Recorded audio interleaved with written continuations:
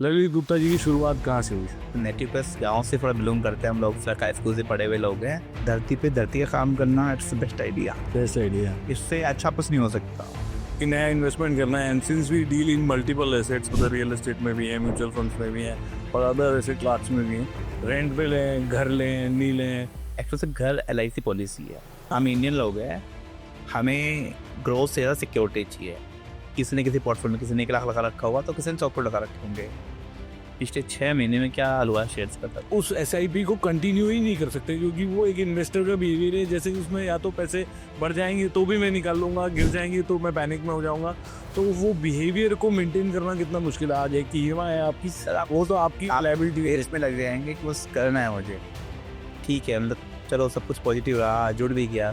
फिर क्या 500 करोड़ का उससे काम किया, 1500 करोड़, 60% उसका टूट गया। तो बस कितना सामान बचा? कुछ भी नहीं बचा, माइनस में चला गया। ऐसे चला जाएगा। एग्जैक्ट। जितनी इजी में नहीं आएगी ना उतनी ऐब लेके आएगी। आप देखेंगे दुकानदार अगर इसकी बिलिंग 100 रुपये 50 रुपये की है, वो कभी खर्च नहीं करेगा, मतलब कमाई नहीं है उसको। तो हालांकि बैलेंस शीट की अच्छी होती है, तो बस 100 रुपये का मैंने माल बेचा है, 3 रुपये आया नमक बेच के, क्या मिला है मुझे? मतलब जैसे हम मारवाड़ी बोलते हैं तो बिजनेसमैन आता है या फिर महाराणा प्रताप जी आते हैं सामने।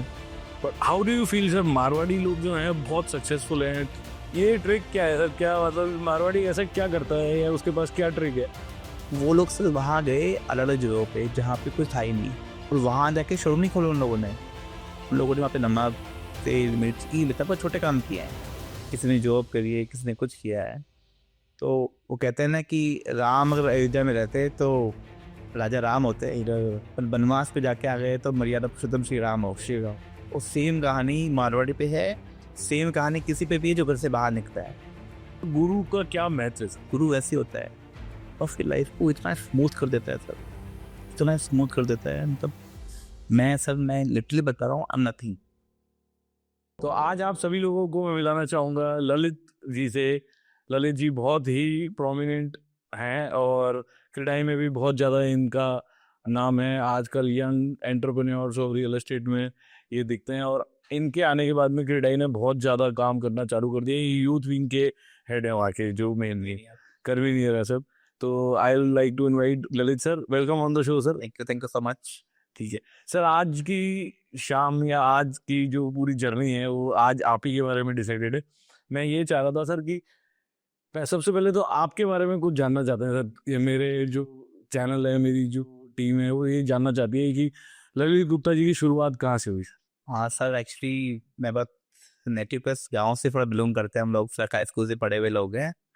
जयपुर पढ़ने के लिए आए थे, फिर जयपुर ने यहीं रख लिया। स्ट्रगल टाइम में आपको पता है जॉब्स का बहुत ज़्यादा कुछ था नहीं, स्पेशली जयपुर में कॉर्पोरेट का आज भी इतना नहीं है, पहले तो बिल्कुल नहीं था। तो बहुत पेपर्स न्यूज़पेपर्स बेचे हैं, देन कोई छोटी जॉब्स करी है। फाइनली एक कॉर्पोरेट हाउस में अच्छी 9 to 5 का कंफर्टेबल जॉब मिल गया था, और दैट वाज ऑसम जॉब। मतलब उस टाइम पे ब्लैकबेरी के मोबाइल, बड़ा रिच टाइप का जॉब था। एक बार मेरे को 1 महीने का छुट्टी चाहिए था मेडिकल लीव के लिए। वो उससे बाद छुट्टी नहीं मिलेगी आपको, बाकी जो मर्जी कर लो। मतलब मैं इतना काम कर रहा हूँ, मुझे छुट्टी नहीं मिलेगी। फिर लगा नहीं यार, फिर जॉब नहीं करनी, फिर कुछ अपना करना है जहाँ पे कंफर्टेबली मैं जा सकूँ, आपका शो अटेंड कर सकूँ। ऐसा करके धीरे धीरे फिर प्लान किया, फिगर आउट किया कि क्योंकि मेरी बेसिक फैमिली में रियल एस्टेट कोई नहीं है, मैं फर्स्ट एंटरप्रेन्योर हूँ इस रियल एस्टेट के अंदर। फिगर आउट किया क्या करना चाहिए क्या नहीं करना चाहिए। फिर मेरे को लगा कि यार धरती पे धरती का काम करना it's best idea. Best idea. इससे अच्छा कुछ नहीं हो सकता। पॉपुलेशन बढ़नी है, लोगों को डिमांड बढ़नी है, न्यूक्लियर फैमिलीज बढ़ रही है, तो मेरे को लगा इसी में करते हैं कुछ काम। पर रियल एस्टेट काम करेंगे, पैसा चाहिए। मतलब ये अकेला ऐसा काम है जिसमें फंड्स की कोई लिमिट नहीं है, कैपिंग नहीं है। अब जितना पैसा होगा आप डाले जाओ आप। फिर एक्सपीरियंस चाहिए ना, बहुत सब कुछ नया है, तो लगा फिर कि जॉब करना चाहिए पहले। देन मैंने एक रियल एस्टेट कंपनी पर जॉब किया।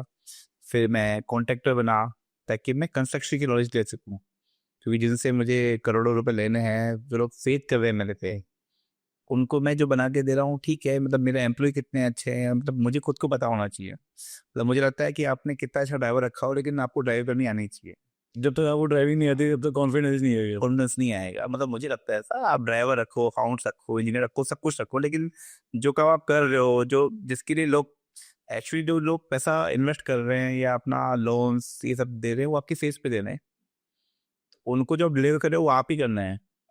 एंड द लास्ट डेट वो आपके एम्प्लॉई या आपके एसोसिएट वो सब साइड में हो जाएंगे, क्योंकि वो सैलरीड हैं तो या उन्हें बहुत ज़्यादा मतलब नहीं है। फेस पे जो आपकी है तो चीज़ें सीखी, शुरू शुरू से काम किया, थोड़ा धीरे धीरे चल के, और पता नहीं भी कहाँ जाना है, पर अब जो हुआ आपके साथ now SLGroup is a brand sir. आप लोगों का आशीर्वाद है। सर मैं इम्पोर्टेंट चीज़ ये कि सर आपने बहुत इम्पोर्टेंट चीज़ बोली कि यहाँ की बिजनेस करना चाहा तो बोला सबसे बढ़िया है ज़मीन पे रहो तो ज़मीन पे धंधा करो। मुझसे भी बहुत लोग सर है ना पूछते हैं कि नया इन्वेस्टमेंट करना है, and since we deal in multiple assets, मतलब रियल एस्टेट में भी है, म्यूचुअल फंड्स में भी है और अदर एसेट क्लास में भी है, तो मैं तो सबको ये बोलता हूँ कि धरती में अगर इन्वेस्टमेंट करना है तो सबसे बढ़िया चीज़ है धरती। मेरा एक पॉइंट और था, माइट बी और रिकॉर्ड और नॉट, बट मेरा पर्सनल व्यू है आप सबके लिए। मुझे लगता है कि मैं थोड़ा स्पिरिचुअल हूँ, एक्चुअली स्पिरिचुअल हूँ, मुझे कह सकते हो 90s का बॉय हूँ। मेरे को लगता है कि आप जो बिजनेस कर रहे हो ना, तो आपको अपने ग्रह नक्षत्र पे मैं बहुत बिलीव करता हूँ। आपको दिखाना चाहिए कि आपको क्या सूट करेगा। बहुत लोग हैं जिनको गोल्ड, जैसे मंगल अच्छा है किसी का तो आप गोल्ड में इन्वेस्ट करेंगे या सेफ्रॉन में या लैंड में करेंगे तो कमाएंगे। मैं अगर शेयर मार्केट काम करूंगा तो फेलियर होऊंगा। अच्छा, कुछ लोग हैं जो शेयर्स में काम करेंगे, लैंड में, कुछ लोग होते हैं ना कि वो ये कमाई नहीं है, कुछ को सिल्वर, मतलब मुझे लगता है ये सब थोड़े स्टार्स। तो आप सर ज्योतिषी में हैं और इसके एस्ट्रोलॉजी में, मैं एस्ट्रोलॉजी का बहुत बड़ा स्टूडेंट रहा हूँ, थोड़ी मुझे आती है, लेकिन मुझे लगता है कि कोई भी कुछ नया काम कर रहा है, हमारे पहले आपको आइडिया हो तो पहले से जब बच्चे बड़े होते थे तो जन्मपति अलग ही जाया करते थे हम लोग। हाँ अभी भी बनाते हैं। हाँ अभी तो आजकल तो मॉडर्न लाइफ आ गई, तो कुछ लोग नहीं बोलते अपन क्या मेहनत तो बहुत करता है बंदा पर सक्सेस नहीं होगा। प्रॉब्लम मेहनत की नहीं है, प्रॉब्लम ये है कि वो सही जगह पे वो सही लोग को सही की नहीं मिलती कुछ। अगर सचिन तेंदुलकर मूवीज बना रहा होता, सोचो क्या होता, या शाहरुख खान क्रिकेट खेल रहा होता क्या होता। Yes yes. और ऐसा नहीं कि सचिन से अच्छे प्लेयर नहीं होंगे इंडिया में, बहुत सारे लोग होंगे, या शाहरुख से अच्छे लोग आर्टिस्ट होंगे, लेकिन उन्होंने फॉर्चुनेटली या रैंडमली, मुझे पता नहीं उनका कैसे डिसाइड किया, लेकिन उन्होंने वही चुना जो उनको चाहिए था। अभी मैं कोई एक इंटरव्यू पढ़ रहा था, बड़ा इंटरेस्टिंग इंटरव्यू था मुकेश अंबानी जी का, जिसपे वो कह रहे थे कि जब मुझे लगा कि मेरे बेटे को सेटल करना है तो मैंने ज्योतिष से पूछा कि इसको कौन सा बिजनेस सूट करेगा। तो मुकेश अंबानी फेस कर सकता है तो कोई भी करेगा, कोई नहीं करना, कोई भी। करना अच्छी इनफेक्ट। और सर मैं तो खुद भी इस बात में बहुत बोलता हूँ कि राइट टाइम पे और राइट जगह पे और राइट लोगों के साथ अगर आप हो तो आप लकी हो। कि भाई अगर जो आपका जो साथ है वो भी बहुत इंपॉर्टेंट है। आप right timing, right place and right people. मुझे लगता है सक्सेस होने के लिए ना एक चीज मैटर नहीं करती, आपकी एफर्ट, स्किल, आपकी कंपनी। अब सोचो मैं, मतलब मेरे कुछ दोस्त हैं जो बात ही 10-20-100 करोड़ से शुरू करते हैं, तो मैं लाख के बारे में सोचूंगा ही नहीं। हाँ एग्जैक्टली। और मैं वहां बैठा हूँ, कहने चाय के पैसे कौन देगा। आप समझ रहे हो, ये बहुत बार सुना होगा आप लोगों ने, बट ये रियलिस्टिक है। रियलिस्टिक है, हाँ एग्जैक्टली सर। मेरा एक दोस्त है दीपांशु सेजपाल, और उसका 3 लाख रुपए के महीने की जॉब थी। हम लोग हॉस्टल में थे और 20 साल बाद मिले रैंडमली।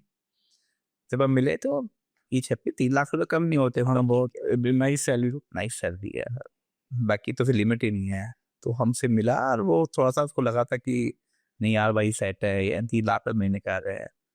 मगर भाई इनकम टैक्स करता होगा, बोला हाँ ही 1,90,000 मिल जाते हैं कट पिट के। धीरे धीरे उसको लगा उसका एम चेंज हो गया, वो कह रहा मैं 3 लाख रोज की कमाने हैं मुझे। और आई स्वेयर वो उस वे में काम कर रहा है। लोग कहीं ना कहीं कंफर्ट जोन में आ गया था, उसको लगा था कि हम ओके। अच्छा देखो, मैं तो आपकी बात से बिल्कुल एग्री करता हूँ। अगर आप कमरे में सबसे ज्यादा सक्सेसफुल हो तो आप कमरा बदल लो। क्यों? क्योंकि अगर आपको ये आप सक्सेसफुल, जितने ज्यादा सक्सेसफुल लोगों के साथ रहोगे, जैसी संगत वैसा आदमी हो जाता है। ये जो कहावत है ये एक्चुअली बहुत मैटर करती है लाइफ लर्निंग में। और मेरा तो एक और मानना है सर कि 5th क्लास तक, प्राइमरी तक, हर चीज जो आदमी को सीखने लायक होती है वो सब सिखा दी जाती है। चाहे वो गुल्लक हो, चाहे दोस्ती रिलेशनशिप हो, चाहे मान लो टाइम मैनेजमेंट हो, वो हर चीज आपको 5th क्लास तक सिखा दी जाती है। उससे ऊपर की पढ़ाई तो आप एक्सपर्टीज होने के लिए करते हो। बट हाँ, अगर आप बेसिक से अगर 5th तक की चीजें आपकी क्लियर है ना, तो आप लाइफ में बहुत आगे जा सकते हो। और 5th तक की पढ़ाई इसलिए मुझे लगता है कंपलसरी भी होती है शायद, पर 5th तक जो चीज़ें सिखाती जाती है ना प्राइमरी के अंदर, वो चीज़ें बहुत मैटर करती है। वहाँ वहाँ आपको ये सिखाया जाता है कि भाई तुम नए से नए लोगों के साथ करो, बढ़िया से बढ़िया प्रतियोगिता में जाओ, ज़्यादा से ज़्यादा चीज़ों में पार्टिसिपेट करो। तो ये सारी चीज़ें है ना, प्राइमरी एजुकेशन बहुत इंपॉर्टेंट है मेरे हिसाब से। तो वैसे मतलब जो आदमी देखेगा वो सीखेगा, नो डाउट। मतलब आप फॉरेन में जाते हो या नॉट फॉरेन, कहीं भी जाते हो, कुछ नया चीज देखते हो तो को लगता है कि हाँ हम ये भी कर सकते हैं। जैसे पहले रियल एस्टेट का मतलब था कि बनाना और बेचना, एग्जैक्टली इससे 3-4 साल पहले तक यही मतलब था। इनफैक्ट जयपुर में तो यही मतलब था कि आपने कुछ बनाया, आपने बेचा, जो भी नफा नुकसान आया वो आपने बुक कर दिया। अब रियल एस्टेट मतलब है कि आपको हॉस्पिटल खोलने हैं, ऑलमोस्ट सारे बिल्डर होटल लाइन में, लाइन में हॉस्पिटल, वेयर हाउसेज भी सब। Ware house. अभी लीज पे मैं अभी देख रहा था कि डीएलएफ का 1 साल का 6,000 करोड़ रुपए रेंट आता है। रेंटल सेल नहीं है, रेंट आता है 6,000 करोड़ का। और मुझे लगा कि ये सही है। सर, ये लास्ट टाइम अपनी डिस्कशन भी हो रही थी आपसे कि है ना, कि अब जो रियल एस्टेट के नए प्लेयर्स आ रहे हैं या जो लोग इसमें काम करना चाहते हैं, they want their capital to be invested in the project also, कि भाई उस प्रोजेक्ट के अंदर आपकी 30% 50% होल्डिंग खुद की होती है। So you maintain the product for a longer duration of time, और प्रोडक्ट जिंदा भी रहता है सर। कोई ये डिस्कशन भी चल रही थी। एचडीएफसी के चेयरमैन है दीपक पारेख साहब, मैं उनसे मिला फॉर्चुनेटली। तो एक बात बोलते हैं, दुकान का सामान बेचना है, दुकान नहीं बेचनी है। हाँ एग्जैक्टली सर, ये बात आपने मुझे पहले भी बताई थी सर। आप दुकान का सामान बेचिए, दुकान मत बेचिए। आप रेंट क्यों करने 10 प्रोजेक्ट? 10 प्रोजेक्ट क्यों करते हैं? अब एक करो, उसको अच्छे से खिलाओ, उसको बढ़िया करो, रेंट बढ़ेगा। That's what you are doing in your new project, sir. है ना, इन्वेस्ट। और आपको फंड अगर चाहिए तो बैंक तैयार बैठी, बैंक तैयार बैठे। आपको लिक्विडिटी चाहिए, बैंक तैयार बैठी है। आपको जितना रेंट आएगा उसका ईएमआई बन जाएगा रेंटल अकाउंट से, आप नया बजट कर लीजिए। सर रेंट की बात चली तो मैं आपसे ये पूछना चाह रहा हूँ, तो आजकल बड़ी ये चीज चल रही है, रेंट पे लें, घर लें, नहीं लें, रेंट की सारी ये लोग एल्गोरिथम अगर हम लगाते हैं तो लॉजिकल आंसर ही होता है कि मैं इतने साल घर में रहूंगा, और आजकल बहुत वायरल चल रहा है। What do you think sir, rent सही आपने वो क्या सवाल पूछा है, आप नहीं पूछते तो मैं जवाब देने वाला। एक्चुअली से घर एलआईसी पॉलिसी है। एलआईसी पॉलिसी जब आप करते हो तो उस पर प्रॉफिट नहीं मिलता अपने को, वो लाइफ की सेविंग है कि इनके तब हमें कुछ हो जाए तो हमें पीछे से क्या मिलेगा। आप देखिए सर, आपका घर है ना, आप कितने बड़े बिजनेसमैन हैं या जो मर्जी आप तो खाएं, आपके जाने के बाद में आपकी जो फैमिली है उसको छत तो कम से मिलनी चाहिए। आप ही सोचिए, हम रेंट पे रह रहे हैं, ठीक है, आपने कहीं भी पैसा इन्वेस्ट कर रखा है, वो शेयर मार्केट या जहाँ भी कर रखा है, पीछे से रेंट अगर नहीं गया 3 महीने, आप टेनेंट है, लैंडलॉर्ड आपके फैमिली को बाहर निकाल देगा, सब पैसा किस काम आया? बिल्कुल सर। और इम्पोर्टेंटली सर, तो घर सेंस ऑफ सिक्योरिटी है सर। जब आज ये घर खरीदना, हम इंडियन लोग हैं, हमें ग्रोथ से ज़्यादा सिक्योरिटी चाहिए, और शायद इसीलिए इतने सारे तेजी मध्य के दौर आए कि हम सेफ रहे। तो मुझे लगता है घर आपका होना ही चाहिए।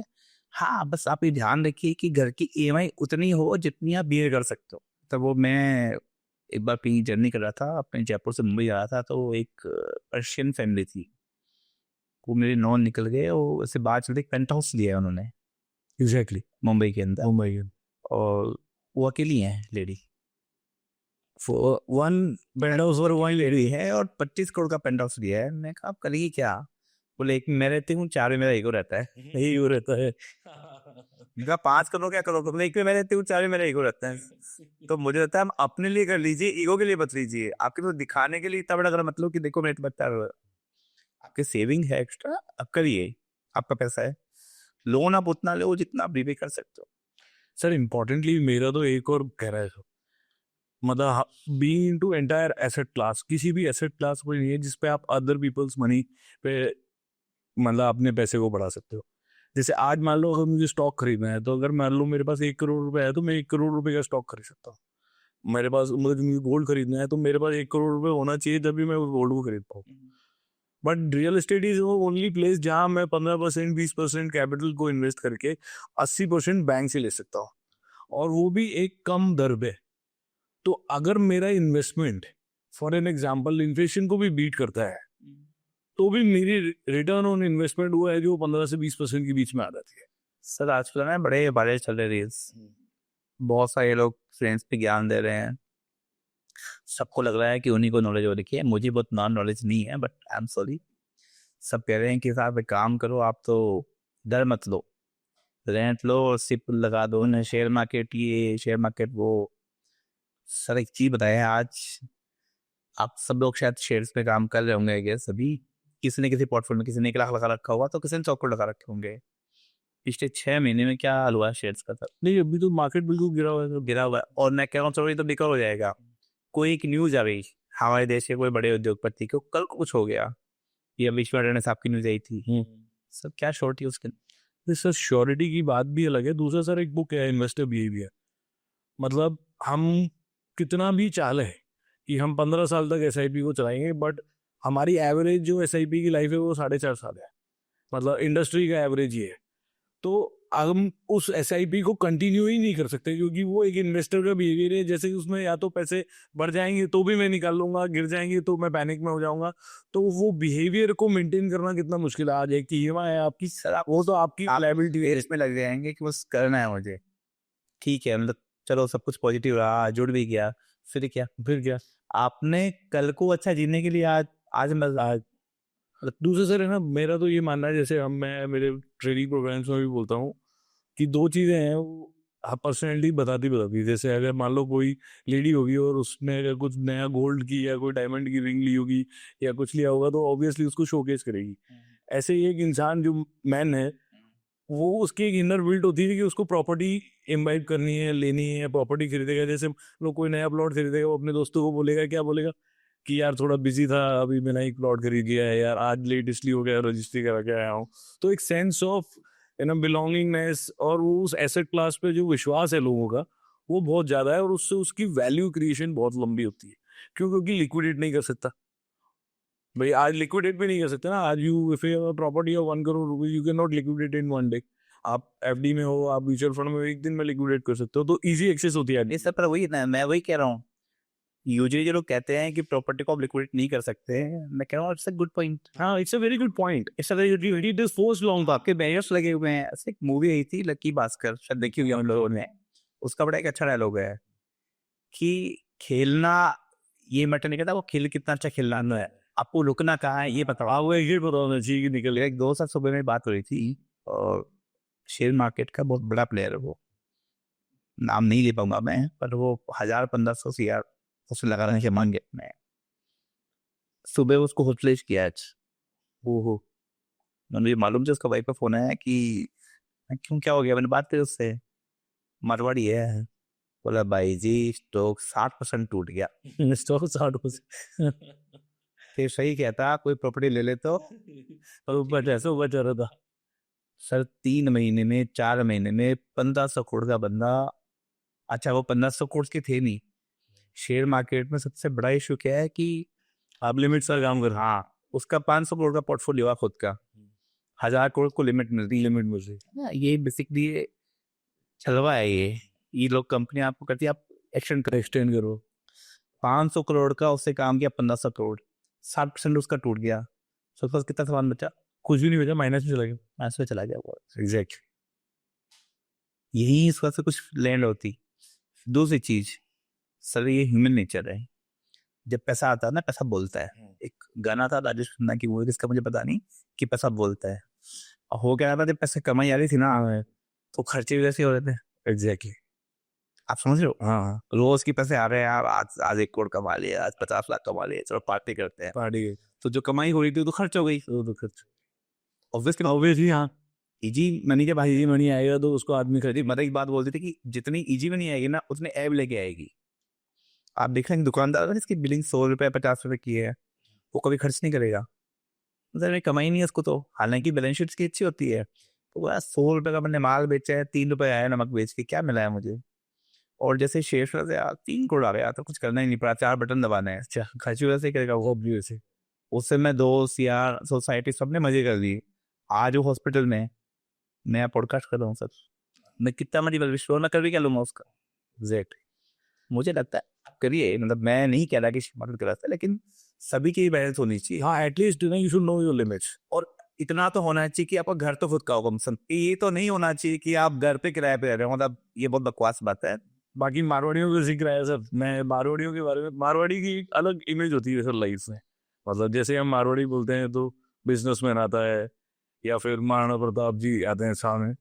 But how do you feel sir, Marwari लोग जो हैं बहुत सक्सेसफुल हैं, पैन इंडिया आप देखोगे मारवाड़ी। आप वहाँ में किनसुकिया गया सर, एक शॉर्टेस्ट है ना, मतलब आसाम के पास में, मतलब छोटी डेस्टिनेशन है वहाँ। 60% 70% जो बिजनेसमैन है वो सारे के सारे मारवाड़ी हैं।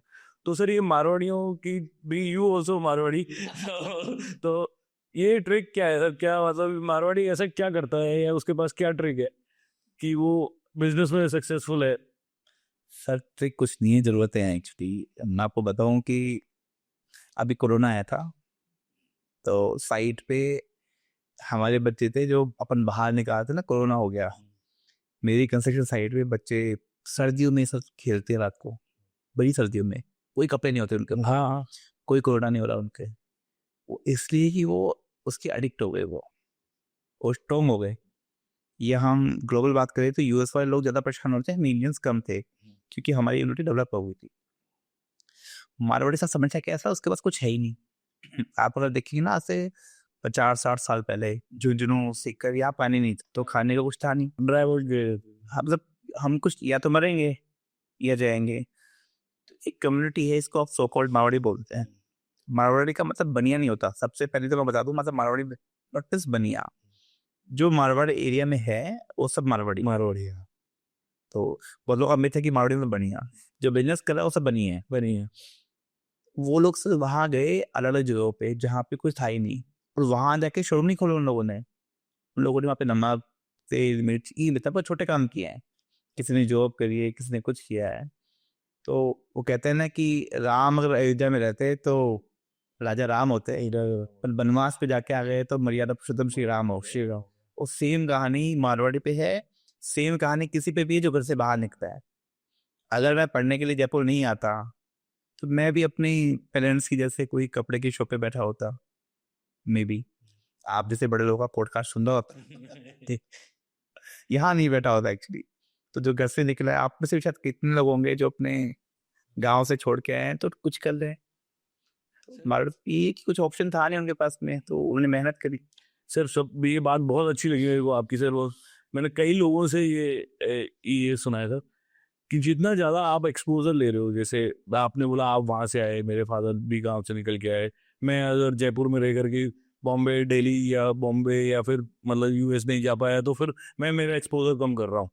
तो आइडिया ये है कि आप जितना ज़्यादा बाहर जाकर के रहते हो, जितना ज़्यादा एक्सपोजर लेते हो, जैसे कहा भी जाता है कि जितना ज़्यादा ट्रैवल करोगे उतना ज़्यादा आपका दृष्टिकोण खुलेगा। पहले के ज़माने में लोग जाते भी इसीलिए ही थे कि उनको एक्सपोजर्स मिले। So better if you go and make yourself into an uncomfortable situation, then you become more powerful. This is what the idea is. सबको एक स्टोरी सुनाता हूँ। एक मार्क पावलो करके जर्मन के साइंटिस्ट है, वो एनिमल से बहुत सारा रिसर्च करते हैं। और उन्हें रिसर्च करी भी 3-4 साल पहले। उन्होंने एक बिल्ली को, 4 गेट थे, कमरा था उसके 4 गेट थे। उन्होंने एक गेट से उसको एंट्री करवाई, कुछ दूध रखा उसके लिए, और एक दूध दूध पी ली थी आराम से। थोड़ी देर बाद में उस कुत्ते को, एक डॉग था, उसको एंट्री करवाई। सबको बताया कि बिल्ली कुत्ते से डरती है। वो बिल्ली दूसरे गेट से बाहर निकल के भाग गई। बट उसने नहीं है, मतलब ठीक है, ओके।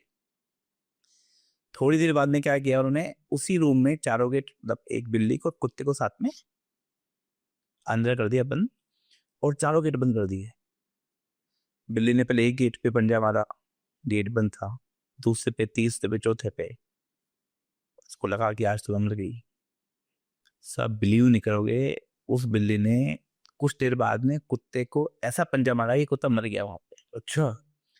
तो लॉजिक क्या है कि जब तक आप पे बनेगी नहीं ना, आप कुछ करोगे नहीं।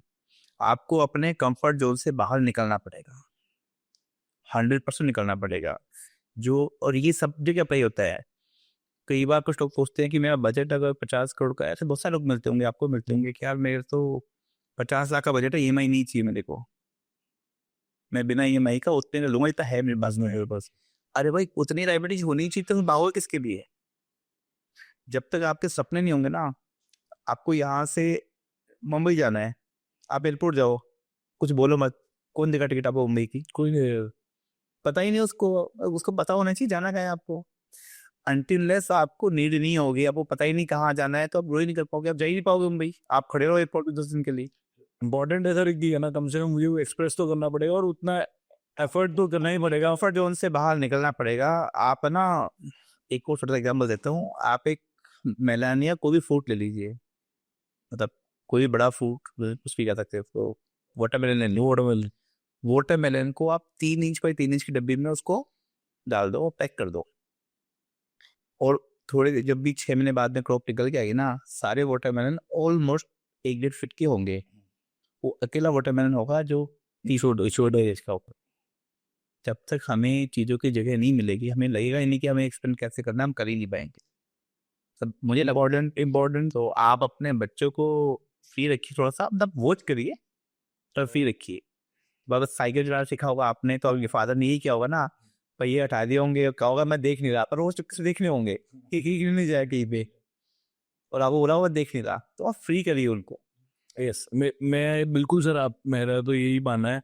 मैं तो बोलता भी यही हूँ कि क्या है कि सबसे बेकार जो जगह है दुनिया में रहने के लिए वो है कंफर्ट जोन। कि अगर आप अपने कंफर्ट जोन में हो तो उससे बेकार जगह आप कहीं पे भी नहीं रह सकते। तो कंफर्ट जोन से बाहर जाना चाहिए। सर मैं ना आपकी कई बार है ना, मतलब मैं आपको पर्सनली भी जानता हूँ, पर्सनल पोस्ट भी देखता हूँ।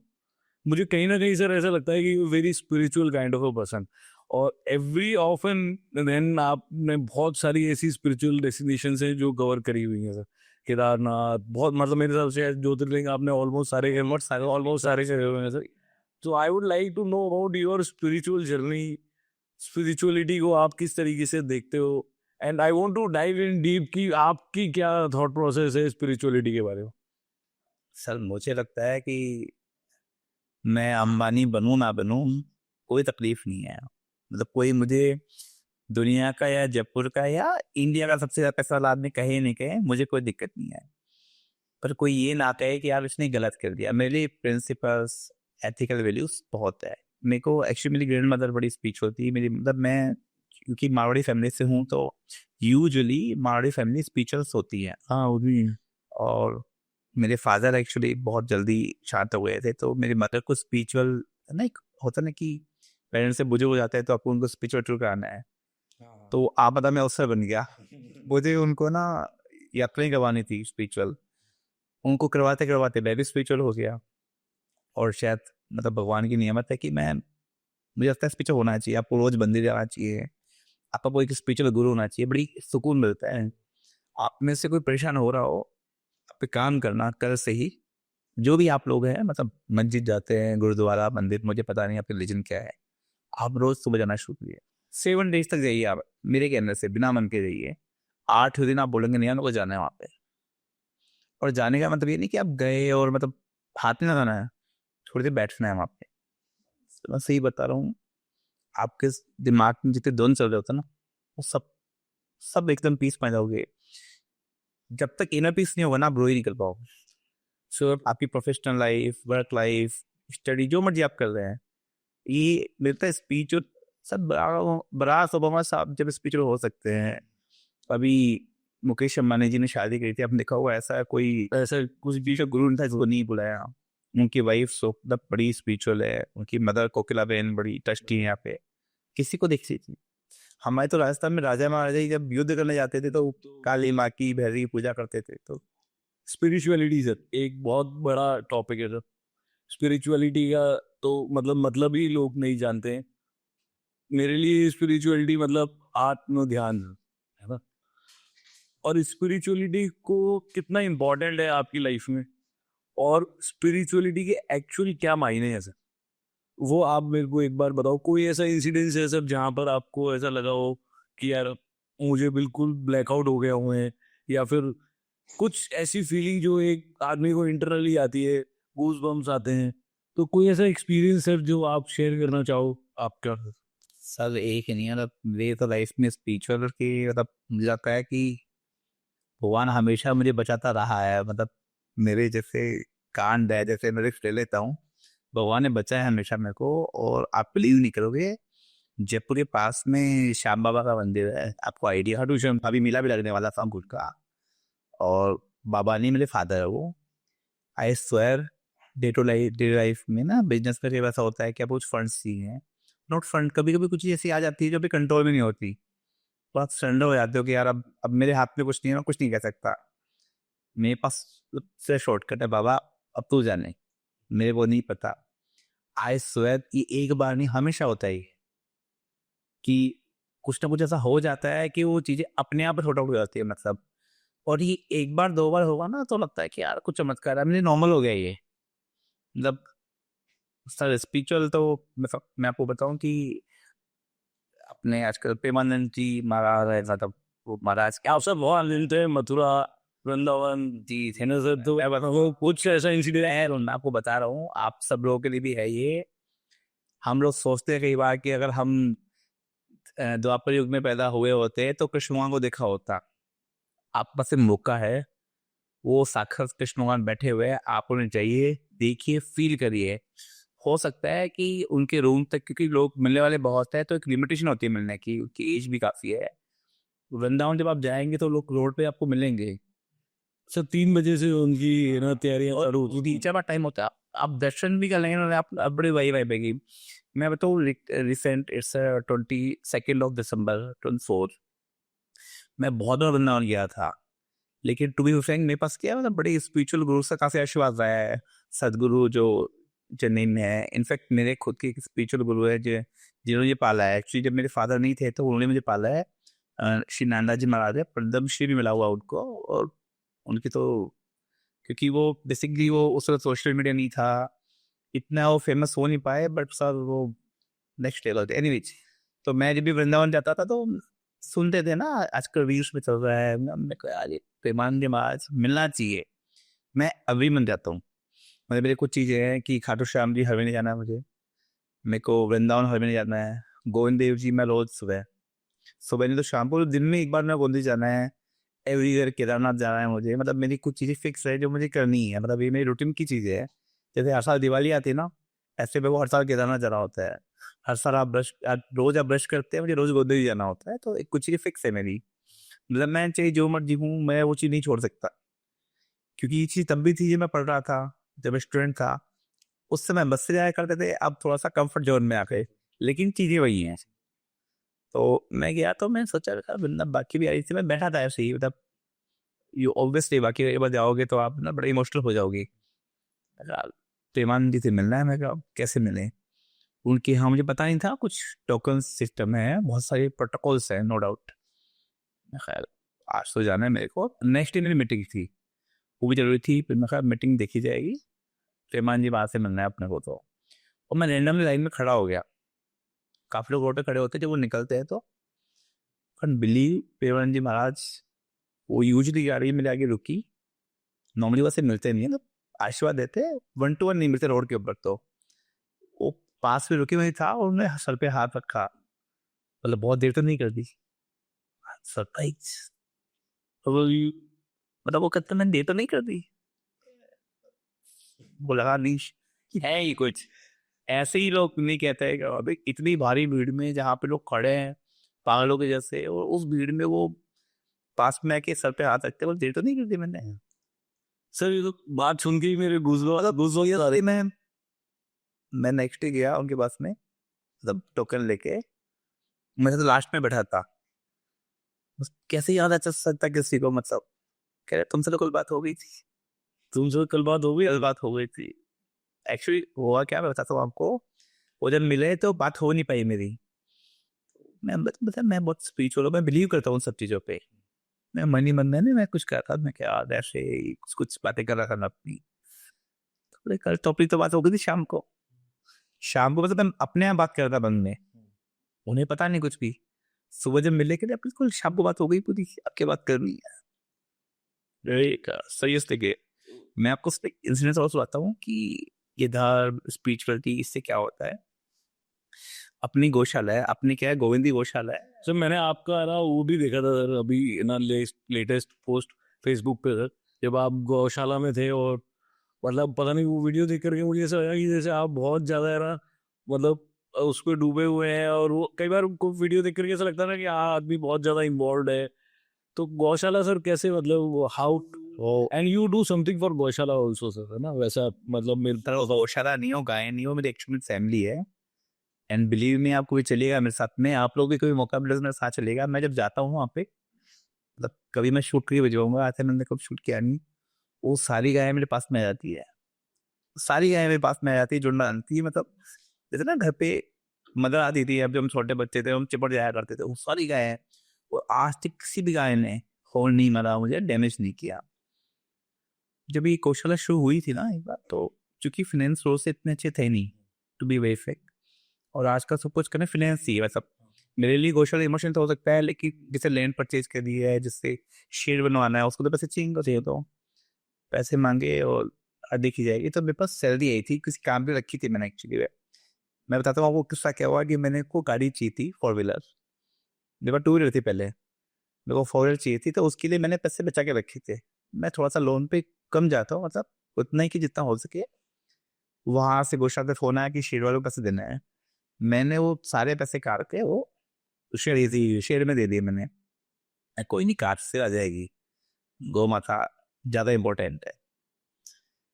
शाम को लाल कोठी पे नेहरू प्लेस करके, जयपुर में एक जगह है नेहरू प्लेस करके, और मैं अजमेर की साइड में खड़ा था मुंह करके, और पीछे से एक्सयूवी 300 थी, कार थी, वो बहुत स्पीड से आ रही थी। मतलब मैंने देखा नहीं, लोग बता रहे हैं मुझे, एक कहीं से तो एक बुल आया और कार और मेरे बीच में खड़ा हो गया वो। मतलब मुझे लगता है अगर वो बुल नहीं होता ना, अगेन मतलब मैं तो देखा नहीं, मेरा मुंह तो इधर था, अगर वो बुल नहीं होता तो शायद मैं नहीं होता दुनिया में। और उससे तो मजे की बात यह है कि वो भीड़ हो गई थी काफी। अब वो बुल कहाँ से है, बुल को छोटा चूहा तो है नहीं, उससे निकलने के लिए अपने आप देखे चाहिए, लोग तो दूर हो जाते हैं, वो कहाँ से भीड़ में आया और कहाँ चला गया, nobody knows about it। तो मैं बता रहा हूँ, मतलब वो चीजें रिकॉल हो गई, मतलब यू कैन सी, मतलब सीरियसली। तो भगवान होता है, आपने फील किया है। सब बहुत बार किया है, ज्यादा मत करिए। चित्तौड़ के पास में एकलिंगनाथ का मंदिर है, आप लोग वहां जाए, और मेरे कहने से जब आप एंट्री करें ना, तो स्पिरिचुअल मन से मत जाओ। आप कुछ भी बिजनेस की थॉट या जो आप गंदगी दिमाग को ला सकते हो, आप लेके आओ, मतलब जितना बुरा आप सोच सकते हो। जैसे ही आप उस मंदिर के पाँव रखेंगे, शब्द रखोगे मंदिर के अंदर, आप, मेरी गारंटी है, आप वो सब सोच के आप गूज़बम्प, एक होता है ना, एक तो हमें किसी को फील करने के लिए ध्यान लगाना पड़ता है, कई बात है ना कि आप ध्यान लगाओ, आप फील करो उस चीज को, जैसे कुछ स्पिरिचुअल गुरु होते हैं क्या, फील करो, आप कुछ करना ही नहीं है। उस एकलिंग नाथ के मंदिर में इतनी एनर्जी है कि वो आपको फील करा देगा।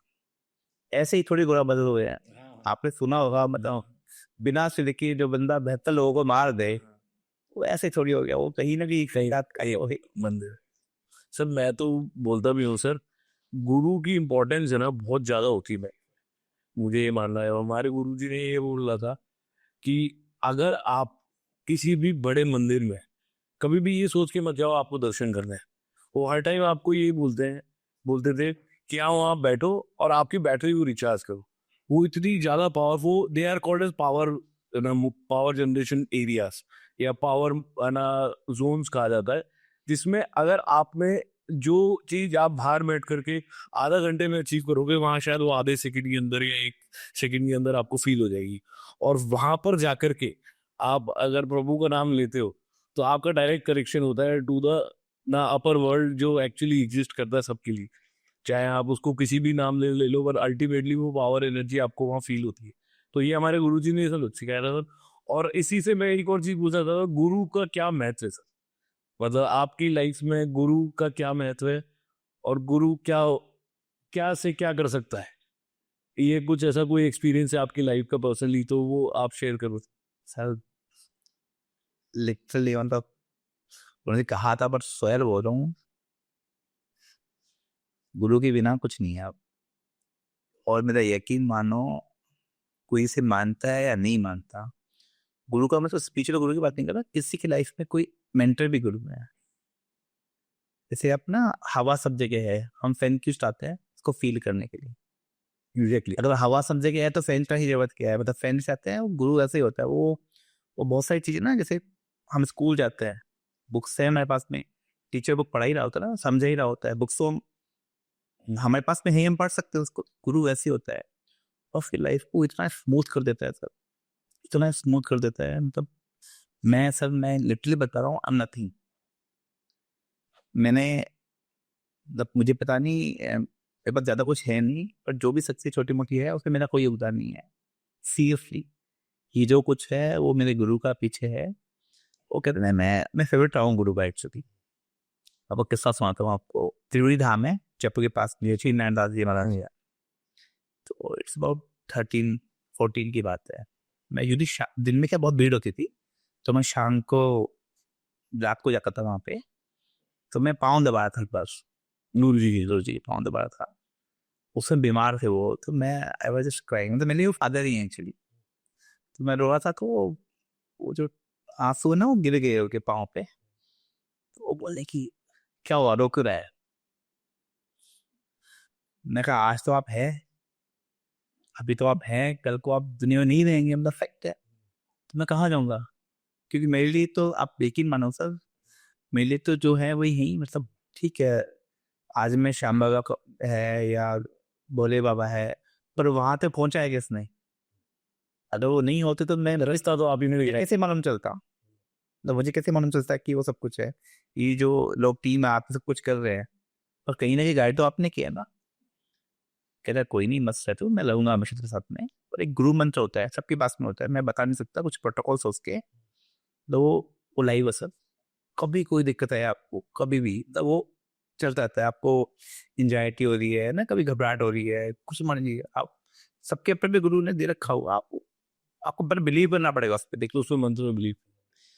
कोई भी शक्ति तभी काम करेगी जब आप बिलीव करोगे उसके ऊपर, अदरवाइज वो काम नहीं करेगी। और ऐसा नहीं कि बड़े गुरु छोटे गुरु, सबके गुरु सब भी अच्छे होते हैं। उन्होंने जो मुझसे कह दिया वो अच्छे होता है। तो बोला कोई नहीं, चिंता मत कर। जब मैं वो रो रहा था तो मैं मिलके जाऊंगा लास्ट टाइम तेरे से। ये बातें मैं भी भूल गया, वो भी भूल गया, मतलब ठीक है। अभी कुछ साल पहले जब वो बहुत बीमार थे, उनको ले गए थे वहीं पे, वो लास्ट टाइम था। तो मैं घर से बोल के निकला कि हम जब तक वो रहेंगी मैं वहीं रहूंगा त्रिवेणी धाम में।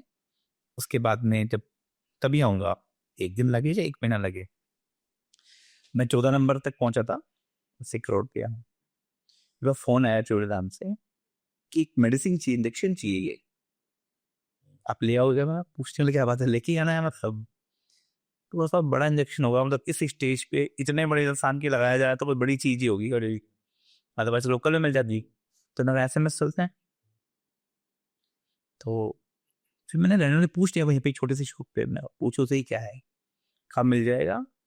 और वो इंजेक्शन 2 रुपए का था, ओनली 2 रुपीज। 2 रुपए का इंजेक्शन। मैंने दोबारा फोन किया, मैं आपने यही मंगाया है ना? बोला हाँ हाँ यही मंगाया मैंने। ठीक है, मैं लेके चला गया। वहाँ काफी पुलिस वाले थे ना, CRPF वगैरह थी, जो कि बहुत भीड़ हो गई थी।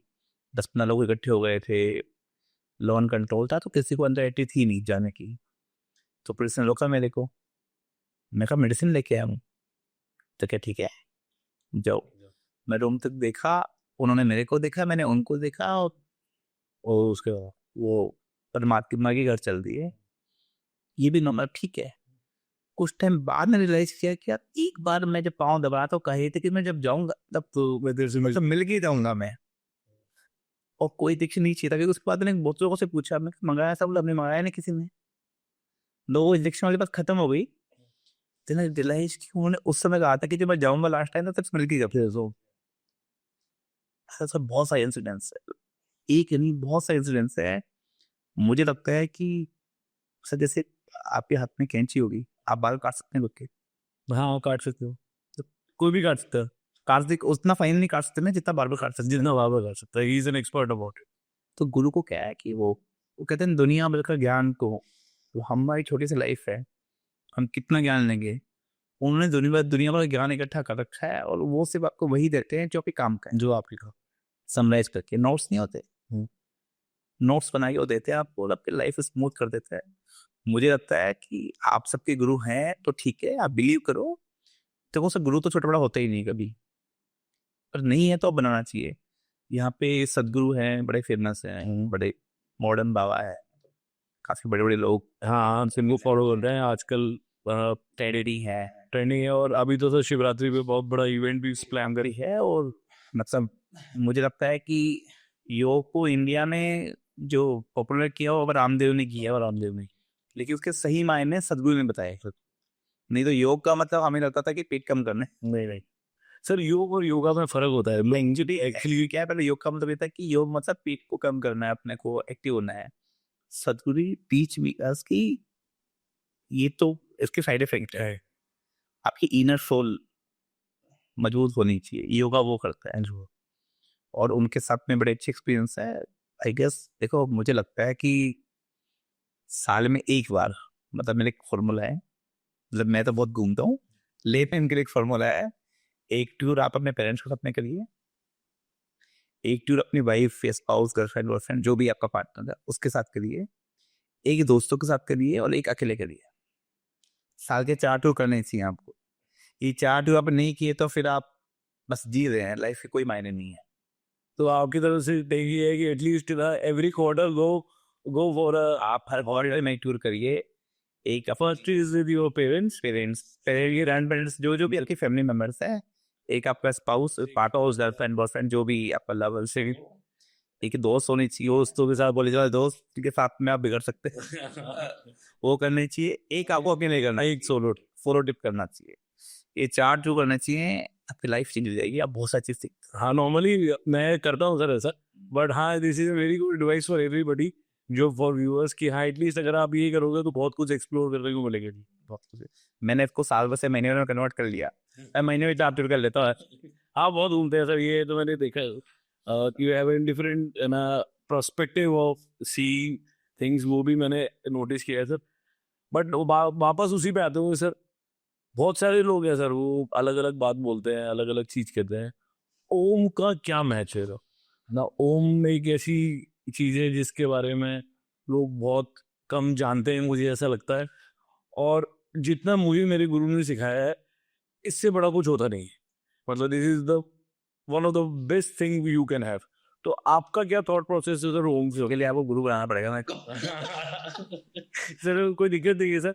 आपने ना एक वो सवाल पूछा है मेरे से, एक इंसिडेंट सुनाता हूँ मैं आपको। आप बता, गुरु पूर्णिमा क्यों बनाते हैं? गुरु पूर्णिमा के पीछे अलग रीजन है। कहाँ से ओरिजिन हुआ गुरु पूर्णिमा का? I don't have an idea. सप्तऋषि थे, 7 ऋषि, आप सुनोगे जिनके सिंबल है आसमान में, आपने देखे होंगे। तो सप्तऋषि ने कई करोड़ साल तक तपस्याएं करी।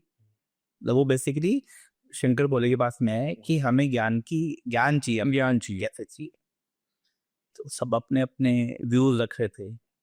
तो शंकर भोले ने बोला कि आप 7 लोग अपने अपने हिसाब से तपस्या करो, ज्ञान का मंथन करो, सब लोग मुझे सुनाओ, देन आई विल समराइज। अच्छा, मैं कंक्लूड करूंगा। सो भी सबका अपना भी हो सकता है ना, जितना मुझे दिख रहा है, मेरे को जो फेस दिख रहा है, आपको कुछ और दिख रहा है। एग्जैक्टली 9 to 6 स्टोरीज नहीं हो गया, हाँ है कि 9 भी ठीक है, 6 भी ठीक है, बिकॉज यू आर तो 3 पर सही, हम से दोनों ठीक है, देख कहाँ से है। बोला 7 लोग अपना अपना ज्ञान का करिए, then I will teach you. उन्हें कई सालों तक तपस्या करी, सबने अपना अपना एक्सपीरियंस सुनाया, और भोले शंकर ने उनको एक कंक्लूड दिया, एक समराइज दिया। जिस दिन वो सबने किया वो गुरु पूर्णिमा थी, उस दिन गुरु पूर्णिमा, इसलिए हम गुरु पूर्णिमा बनाते हैं। तो जब वो गुरु पूर्णिमा ये तो ज्ञान दे रहे थे वो, तो माँ पार्वती ने बोला उनको कि आप ये सब ज्ञान जिनको दे रहे हो तो मतलब मुझे भी चाहिए ज्ञान। तो भोले शंकर ने बोला कि तुम मेरे पास में आके बैठ जाओ। यार मतलब मैं ज्ञान की बात कर रही हूँ, आप कह रहे हो बास में आके बैठ जाओ, मतलब आपको कुछ और दिख रहा है।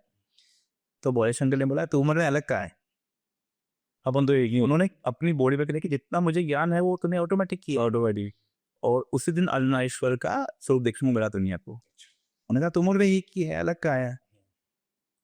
तो वहां पे नंदी जी खड़े थे, वो बोले साहब वो तो ज्ञानी लोग हैं साथ, ऐसे कर दिया। माँ पार्वती तो आपकी, हमारा क्या होगा, मतलब हम हमारे लिए क्या है? हमारे लिए क्या है, हम कैसे ज्ञान सीखेंगे, और तुम्हें जरूरत क्या है, मैं हूं ना तो ऐसे ही आप, मतलब जो आपने पूछा कि ओम एक्चुअली क्या है कि आप सीधे बैठे बैठेंगे ना, आप जब मुंह को खोल के आवाज निकाले कोई भी आप करेंगे ना, तो आपके नेवल के नीचे वाइब्रेशंस होंगे। आपको भी घर पे देखिए, आप लोग भी करिए घर पे कभी अकेले में बैठ करके, जब मुंह से कोई भी आप आवाज बाहर निकालेंगे तो आ या ओ ही निकलेगा, कुछ और निकलेगा ही नहीं वो। और 2-4 बार ट्राई करेंगे हो जाएगा वो नहीं तो आप मुझे बताइएगा, मैं सिखा सकता हूँ। अभी तो यहाँ तो शूज पहन के ना, इट्स नॉट कंफर्टेबल कॉटन। तो आपके नेवल के नीचे से वाइब्रेशंस निकलेंगे, दैट इज ओ और आ। फिर जब बोलते बोलते अपने आप आपका आ से मुंह बंद हो जाएगा, ओ यूं हो जाएगा आपका, तो आपके यहाँ से वाइब्रेशंस निकलना शुरू हो जाएंगे। और फिर जब मुंह बंद हो जाएगा और आवाज तो करके आप करेंगे तो यहाँ वाइब्रेशन होगा आप गले में। गले में वाइब्रेशन होगा, मुंह के अंदर और गले के अंदर वो फीलिंग आती करते हैं तो आपके यहाँ गले में वाइब्रेशन होता है। है। तो जब ओम जब आप बोलते हैं, कंप्लीट पैकेज है। मतलब मुझे लगता है कि हमारे ये हम कहाँ से कहाँ बीच टॉपिक पहुंच गए। मुझे लगता है कि जो हमारी हमारी जो बॉडी है ये ब्रह्मांड है एक्चुअली। जैसे आप कोरिलेट करेंगे ना कि पृथ्वी पर 70% वाटर है, हमारी बॉडी में भी है 70% वाटर, एग्जैक्टली। और हमें जो फूड खाना चाहिए वो भी 70% वाटर वगैरह खाना चाहिए। वाटर, इससे डॉक्टर्स बोलते हैं कि आप ना लिक्विड डाइट ज्यादा डाइट लीजिए। तो हमारी बॉडी ब्रह्मांड है, तो इसे हम लोग ब्रह्म कुंड बोलते हैं। नेवल को, नेवल जो ओ से जाहिर होता है, जब वो बोलेंगे तो ये भगवान विष्णु का है, माँ लक्ष्मी का घर है, और ये बोलेगा घर है। ये सब हमारी अंदर ही है। इन्हीं सब आप जब करेंगे तो एक्टिवेट हो जाएंगे आप। तो रोज आप 21 बार 11 बार जितना भी आप कर सकते हैं। और ये अकेले में करने वाली चीज़ है। पब्लिकली आप करेंगे तो आप नहीं कर पाएंगे, आप फील नहीं कर पाएंगे उन चीज़ों को। कुछ टाइम बाद जैसे मैं अभी फील कर सकता हूँ, है ना। जब जब नया नया बंदा गाड़ी चलाता है ना, तो वो एकदम ऐसे ऐसी गाड़ी चलाता है वो। अब जैसे धीरे हम लोग गाड़ी चलाना सीख जाते हैं तो मोबाइल पे बात भी कर रहे हैं ना, प्रैक्टिस, हाँ, रेडियो भी चेंज कर रहे हैं, सामने भी देख रहे हैं, ग्लास खोल के बाजू वालों गाड़ी भी दे रहे हैं, सब काम। तो धीरे धीरे प्रैक्टिस में आएगा तो हम फील कर सकते हैं कहीं भी इसको। शुरू शुरू थोड़ा टाइम लगेगा, आप करके देखिए ओम। तो सर मतलब सर मेरे लिए तो क्या है कि आई हैव अ ड्रिल, है ना, विच आई डू डेली, है ना। वो जो हमें प्रिस्क्राइब्ड है हमारे घर में, मैंने मेरी मम्मी से सीखी है, मेरे मामा जी से सीखी, मेरे पिताजी से सीखी है, हमारे जो गुरु जी हैं उनसे सीखी है। तो वी हैव अ ड्रिल जिसमें हमें एक बार कम से कम 21 बार ओम का उच्चारण करना है। फिर उसके बाद में आपको, है ना, जो है आपको क्या कहते हैं गायत्री मंत्र करना है। फिर उसके बाद में आपको जो है महामृत्युंजय मंत्र करना है। और उसके बाद में वी हैव सम प्रोसीजर्स, एक दो भगवान से मांगते हैं, हम स्वस्ति वाचन करते हैं। तो we have a drill which it takes around 20 minutes. So I do it on a daily basis. Sometimes go to 40 minutes also. तो मैं वो करता हूँ डेली रिचार्ज बैटरी, जो मैं आपको बार बार कहता हूँ। तभी आप बढ़ रहे हैं, देखिए ना। तो वो एक चीज है। और जितना मुझे ओम की, जैसे आपने जो बोला, वो बहुत उसकी टेक्निकल डेफिनेशन है। मतलब हम भी जानते हैं ये चीज कि भाई it is an formation of कि अ ऊम।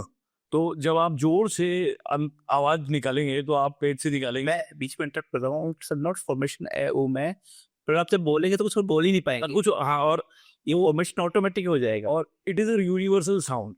मतलब हम इसको यूनिवर्सल साउंड देते हैं कि कहीं ना कहीं ब्रह्मांड में से एक आवाज निकल रही है जो एक ओम की साउंड है। और वो कहाँ है? वो कहीं ना कहीं है ऊपर, जिस जहाँ भगवान रहते हैं, वो बैकुंठ धाम है, वो कहाँ है मुझे नहीं पता। पर हाँ, ब्रह्मांड में से एक साउंड निकल रही है, वो एक ओम की साउंड है। और उस साउंड से अगर मुझे मैच करना है तो मुझे वो साउंड निकालनी पड़ेगी, तभी मैं उस फ्रीक्वेंसी में सेट होऊंगा। इसीलिए जितने भी ज्यादातर मंत्र हैं उनके आगे ओम लगा रहता है। तो उससे क्या है कि जब भी उस मंत्र का आपको पूरा फायदा लेना है, तो उससे पहले आपकी एक डायरेक्ट कनेक्शन है जो आप ओम की साउंड से उधर जनरेट करते हो। तो आपकी फ्रीक्वेंसी ऊपर वाले की फ्रीक्वेंसी के साथ सेट हो जाती है। और उसके बाद में फिर आप मंत्र के रूप में उनसे मांगते हो कि मुझे क्या चाहिए। इट्स लाइक जैसे आर्मी में आप कुछ कोडिंग करते हैं, कुछ मैच, तो वी कॉल रोजर। रोज, हाँ। रोजर मतलब हाँ, वो मैच हो गया हूँ कि दोनों सेम टाइम है। तो ये रोजर, ये ब्रह्मांड का, ब्रह्मांड की हिस्सा रहता है रोजर। तो एनीथिंग, मतलब अगर आप ओम को उच्चारण करेंगे तो मुझे लगता है कि वो एक ऐसी चीज है जो आपको डायरेक्ट कनेक्शन देती है। तो जो आप बोल रहे हो वो बिल्कुल परफेक्ट है कि 11 बार 21 बार अगर आप कुछ भी नहीं कर सकते हो। और मेरी स्पिरिचुअल जर्नी वहीं से चालू हुई थी।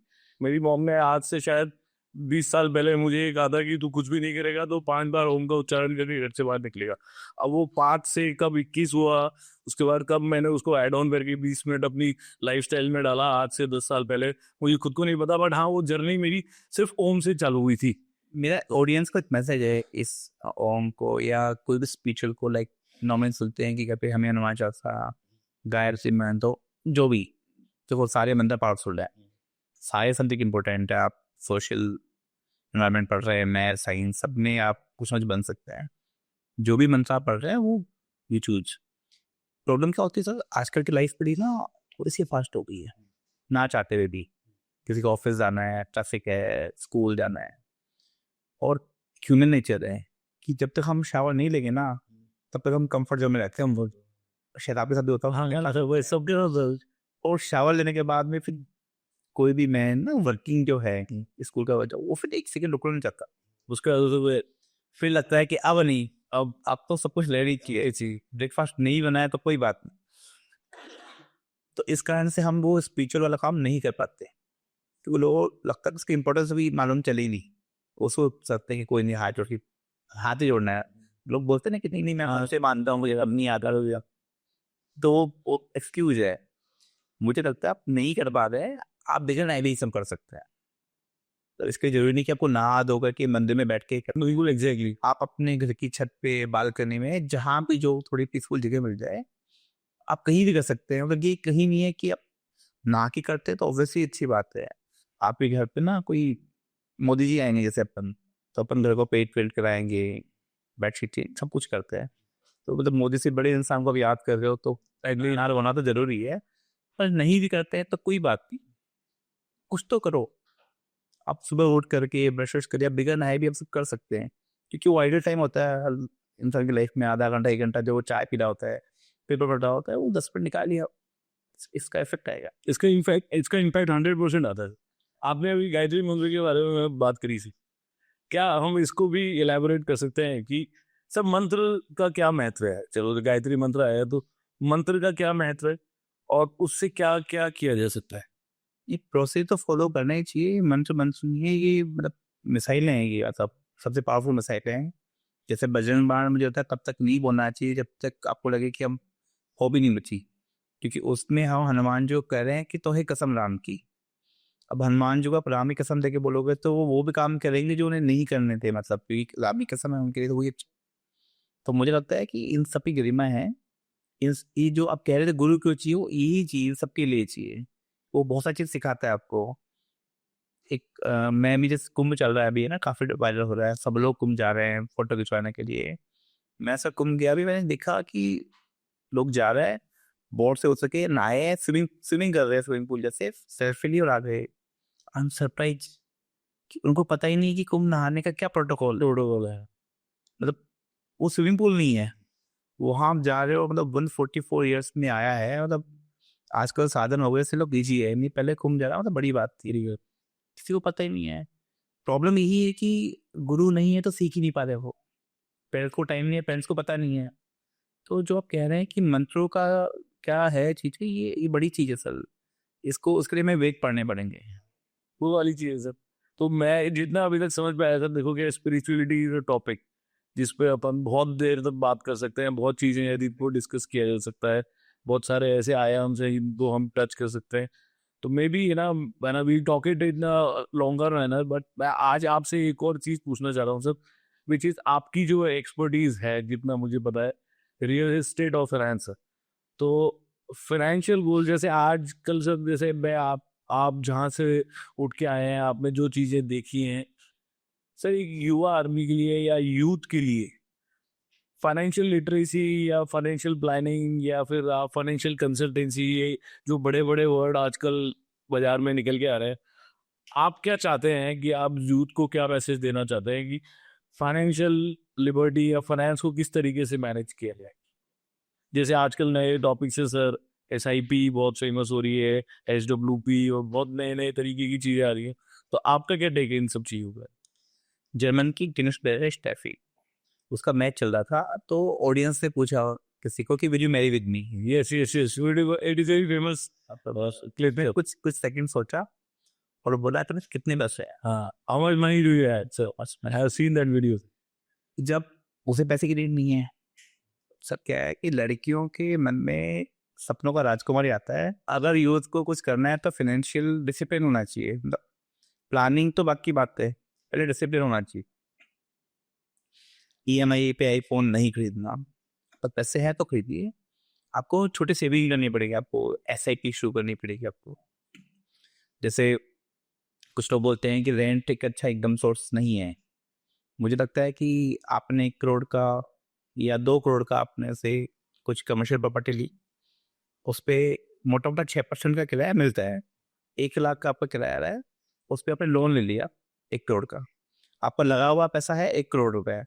1 करोड़ से जो EMI जा रही है वो 13 साल में आपकी EMI कंप्लीट, ऑलमोस्ट कंप्लीट हो रही है। हो जाएगी ऑलमोस्ट, क्योंकि उस पर 5% का इंक्रीमेंट लग रहा है। रेंटल इंक्रीमेंट भी आएगा। तो 13 साल से पहले पहले वो आपकी EMI पूरी हो जाएगी। 13 साल बाद में आपका डेप्थ फ्री होगी प्रॉपर्टी, आपका लगा हुआ पैसा है 1 करोड़ रुपए, उसका जो रेंट अब होगा 5% इंक्रीमेंट से वो 2 लाख रुपए होगा। हाँ, और 2 लाख रुपए होगा मतलब आपकी 4 करोड़ की प्रॉपर्टी हो गई। एग्जैक्टली। तो 1 करोड़ की जो प्रॉपर्टी थी उसके 4 करोड़ मिल गए। मैं 1 करोड़ रुपए इन्वेस्ट करिए, टेक्निकली आप 4 करोड़ रुपए के ऊपर बैठे हो। It's 4 times. तो पेशेंस होना चाहिए। आजकल की यूथ को क्या है, बहुत इजी चाहिए। और आई एम सो सॉरी, मतलब मुझे नहीं बोलना चाहिए, सब बड़े प्लेयर हैं, लेकिन धोनी है, कोहली साहब है, लिटरली मतलब हमने इतना सम्मान दिया उनको, वो सिखा क्या रहे हैं, हमारे बच्चों को गैम्बलिंग सिखा रहे हैं। मुझे लगता है कि मुझे पता नहीं बोलना चाहिए नहीं बोलना चाहिए, लेकिन इन सबको सब बाइकाट कर देना चाहिए। मतलब हमने उनको क्या नहीं दिया सर, कितना सम्मान दिया है, प्यार दिया है, मतलब स्टेडियम फुल है। वो क्या सिखा रहे हैं आपके और मेरे बेटे को, गैम्बलिंग करना सिखा रहे हैं, वो ऐड करते हैं वो। Exactly sir. ये सब में नहीं पढ़ना चाहिए। यदि मनी कहीं ना कहीं सर मैं ये मानता हूँ कि इन्फ्लुएंसर्स को अपनी गरिमा का ध्यान रखना चाहिए।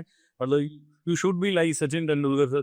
मुझे वो इंसिडेंस याद है जब शायद 90s के अंदर वर्ल्ड कप में वो विदाउट एनी ब्रांड खेले थे, क्योंकि विल्स ने है ना उसको स्पॉन्सर कर रखा था। पूरी टीम विल्स के कपड़े पहनती थी, बैट भी विल्स का ही लगता था, बट उन्होंने वो विदाउट स्टिकर पूरा है ना वर्ल्ड कप खेला। अमिताभ बच्चन जी लेकर कैड नहीं करते, हाँ, नहीं करते। नहीं तो वो तो ब्रांड एम्बेसडर के बेताज बस है।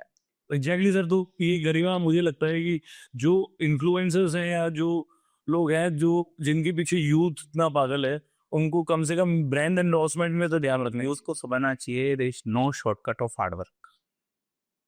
पैसा या सक्सेस टाइम से आएगी, वो टाइम लेगी। अचानक से सक्सेस आएगी तो जाएगी अचानक से। आपकी फाइनेंशियल प्लानिंग होनी चाहिए। आपको पता होना चाहिए कि चीज़ें कहाँ, एक तो पैसा कमाना अलग चीज़ है, उसको सेव करना या उसको ग्रो फंड में लगाना दूसरी चीज़ है। आपको पता होना चाहिए कि मुझे पैसा कहाँ लगाना है।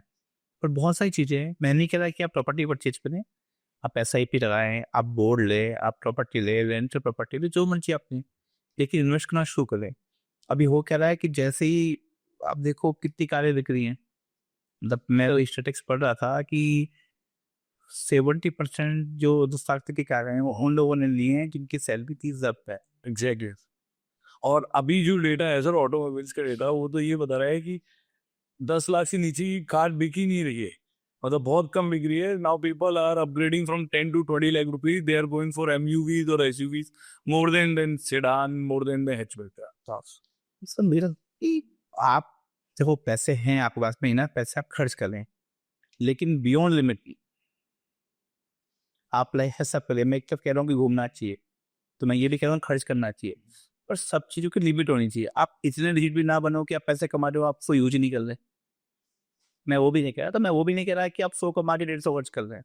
हाँ ऑब्वियसली आपकी लाइफ में प्लानिंग होनी चाहिए, आपकी फाइनेंशियल प्लानिंग आपकी, जैसे एक टॉपिक है, फाइनेंस से टॉपिक नहीं है बट मैं बताना चाहूँगा और रियलिस्टिक टॉपिक है ये। आजकल सर शादी की एवरेज एज क्या है? Around 30 sir. सब 30 की एज में आपने शादी की, आपके किड्स कब होंगे? मतलब अपन मानते 2 किड होंगे, पहला किड कब होएगा? 32। हाँ, सेकंड किड 34। करेक्ट है। ये तब है जब सब कुछ ठीक है, बायोलॉजी में सब कुछ ठीक है। इनकेस कुछ मेडिकल इश्यूज हुए या कुछ हुए तो अलग बात है। 34 में आपके पास किड है आपका, और वो जब किड मतलब नॉर्मली 25 ईयर्स चाहिए सेटल होने के लिए, तो 34 प्लस 25 कितना हुआ सर? क्लोज टू 55 हो गया। 59। 59। ये आइडियल चीजें हैं जब सब कुछ सही चल रहा है, आपकी बेबीज टाइम पे हो रहे हैं, कंसीव टाइम पे कर रहे हैं आपकी वाइफ, आपका बेटा है वो एकदम समझदार है ना, अपना एकदम जेन्युइन बंदा है। 59 60 और फिर उनके बच्चे कब होंगे? तो आप समझो, मतलब आपको लगता है कि हम 60 साल तक काम करेंगे? आपकी लाइबिलिटीज कंप्लीट नहीं हो रही हैं। आप this is what you the point you are going to say. मतलब मुझे लगता है कि शादी की सही एज 21 22 होनी चाहिए, आज नहीं कल हमें समझना पड़ेगा इन चीज़ों को। देखिए सर, पुराने लोगों ने कुछ कह दिया, मैंने कहा कि पुराने लोग जो कह रहे हैं वो सब सही है, कुछ चीज़ समय के हिसाब से बदलनी चाहिए। और शादी की सही एज 21, 22, 23 होनी चाहिए। आप जब 50 ईयर्स के हो तो आप लाइबिलिटी फ्री हो जाओ, और ये करने के लिए आपको सही एज पे शादी करनी पड़ेगी। नहीं तो सर मैं बता रहा हूँ ऐसा होगा कि लोग दादा पोते का जो सबसे प्यारा रिलेशन होता है ना, वो लोग भूल जाएंगे, होगा ही नहीं। क्योंकि जब तक पोता होगा दादाजी तो ऊपर चले गए होंगे, पोते आने वाले टाइम पे दादा को फोटो में देखेंगे सर, खेल तो पाएंगे ही। मतलब आई एम सो सॉरी, ये टॉपिक नहीं है, लेकिन मुझे लगता है कि आप सबको ये देखना चाहिए, डिस्कस करना चाहिए इन सब चीज़ों के ऊपर। हाँ, इम्पोर्टेंट सर ये कैलकुलेशन तो यही बोलती है कि अगर दादा को रहना है तो दादा तो फिर 80 ईयर्स तक जिंदा रहना चाहिए, जब जाकर के उसको अपने पोते को देख। वो जब 80 ईयर्स का हुआ तो कहने तक होगा नहीं ना, हाँ, सब कुछ 100 ईयर्स का भी हो गया वो, पर उस एज में होगा ही नहीं कि वो मतलब अपने बच्चे से खेल पाए। वो ऐसे कहते दादा, मतलब एक बुजुर्ग और बच्चे का मन सेम होता है, उसकी लॉजिक सब ऐसा नहीं है। वो इसलिए होता है, बुजुर्ग को इंडिकेट किया है दादा से, बच्चा मतलब उसका पोता हो गया, तो दोनों साथ में गेम खेलते हैं, इसलिए कहते हैं एक बना होना चाहिए। तो एक मारवाड़ी में कहावत है कि मूलधन से ज्यादा ब्याज प्यारा प्यार लगता है। प्यारा लगता है। तो दादा को एक एज के बाद में बेटे से बहुत ज्यादा उसको कोई इच्छा ही नहीं है, क्योंकि वो बिजी हो गया अपनी लाइफ में, उसका युवा फाल है, वो अपने पोते साथ में खेलना चाह रहा है। ये जो रिलेशन है वो होगा ही नहीं कभी। This is very something personal sir, मतलब जो देखिए आने वाले टाइम पे बहुत सारे रिलेशन खत्म हो जाएंगे, मौसी नहीं होगी, रियल मौसी, मतलब ठीक है, क्योंकि या तो एक कॉम्बिनेशन क्या होंगे, एक आइडियल कॉम्बिनेशन है, एक बेटा है एक बेटी है, मौसी नहीं है, मामा नहीं है, है ना, बुआ, मतलब सब रिलेशन खत्म हो जाएगी, ताई जी नहीं है, चाहते जब हम छोटे बच्चे थे ये ताई जी हैं, ये चाची हैं, वो सब खत्म हो गया। वो तो सब खत्म हो गया सर। वो सर देखो क्या है, मेरे हिसाब से सिंस द नए टेक्नोलॉजिकल वर्ल्ड में जितनी चीजें फास्ट होती जा रही है ना, तो रिलेशनशिप्स कहीं ना कहीं खत्म होते। सर देखिए, मैंने कहा कि कुछ बातें चेंज करनी चाहिए, चाची ताई नहीं होगी चलेगी, पर दादा पोता होना चाहिए, ज्यादा होता। ये जरूरी है। Since we are in this topic sir, मैं एक और चीज आपसे पूछना चाह रहा था कि friends and friendship, how important it is in your life, और आपके लिए फ्रेंडशिप क्या है सर? मतलब फ्रेंड्स को आप किस नजरिए से देखते हैं, या वो आपकी लाइफ में कितने इम्पोर्टेंट हैं, और फ्रेंडशिप आपकी नजर से कैसे दिखती है शाम में कभी ना दोस्तों की याद अभी आती एक्चुअली हम हॉस्टल, सर? अच्छा, ऑकलैंड तो अभी चलो तो आप रिलेट कर सकते हैं कि मेरे लिए दोस्त के क्या मायने होंगे। और लिटरली हमने वो टाइम निकाला है, मतलब ना, आपने मूवी होटल्स मूवी देखी हो, से बहुत फेमस है, मतलब सिचोरे। क्या बोलो सर, मैं और कुछ कह नहीं लगता, लेकिन दोस्त दोस्त होते हैं, मतलब उनकी बिना कुछ नहीं है सर। लाइफ में उनकी बिना कुछ नहीं है। आपकी ना, आपकी लाइफ में आपको प्यार हो रहा है, ब्रेकअप हो रहा है, सबसे अच्छी बात है दोस्त को कोई फर्क नहीं पड़ता कितना कमा रहे हो। मेरे कुछ फ्रेंड्स हैं जो यही सब चलता है, जो हमारे साथ पे पड़े हुए हैं, ठीक है, वो हम ऑफिस में मिलते हैं उनसे तो एक प्रोटोकॉल है, आप मानोगे नहीं, जब हम अकेले मिलते हैं तो आज ही बनिया ने फाड़ते हैं दूसरे। Sir I just quote incident sir, अभी थोड़े दिन पहले ही मेरे ब्रदर की शादी थी, छोटे कजन ब्रदर की, और वहाँ हमारा रीयूनियन हुआ। तो आप जो बोल रहे हो, कोई हैदराबाद से आ रहा है, कोई दिल्ली से आ रहा है, कोई इंदौर से आ रहा है, उसमें कोई आईएएस है, कोई एग्जीक्यूटिव डायरेक्टर है, कोई सीनियर वाइस प्रेसिडेंट है, और हम बातें क्या कर रहे हैं जो आज से 20 साल पहले हम करते रहे, कि तूने उस दिन मेरे को मोटरसाइकिल पे छोड़ के गया था, बता तू अब आज इधर क्या, वो हेलमेट चुराई के हमने क्या किया था, मतलब आई स्वेयर, हमने बहुत सारी शादियों में गए हैं बिना बुलाए गए हैं, तो लिटरली बिना बुलाए गए हैं। साहब एक चीज देखिए, आपने रोलेक्स की घड़ी पहन रखी है, अलमानी का सूट पहन रखा है, प्रोफेशनल लाइफ भी जा रहे हैं, सबने पहन रखा है, हाँ। ठीक है, आपके साथ में वो दोस्त है जिसके साथ में आपने ना, मतलब कुछ वो टाइम निकाला है ना, स्टूडेंट टाइम, आंखों आंखों में आपने इतनी बातें कर रही कि वही मजा आ रहा है आपको। सही है। अब जहाँ 100 लोगों ने पहन रखा है अलमानी सूट, वो क्या उससे क्या किससे क्या आज वो जो दोस्त है ना, वो आंखों में सब इतनी बातें हो जाती है, वो समझ ही नहीं पाता उसको। तो वो जो अनसेड वर्ड्स है ना, वो बहुत इंपॉर्टेंट होते हैं सर दोस्ती में। और सर मेरा तो ये मानना था, दोस्त वो लोग होते हैं जिनको हमने खुद ने हमारी उस रिलेशनशिप में बनाया है, और उनने उसके साथ हमने अच्छा बुरा हर तरीके का इतना टाइम स्पेंड किया हुआ है कि अगर मैं अब चाहूँ और एक नया दोस्त बनाना चाहूँ तो बड़ा मुश्किल है।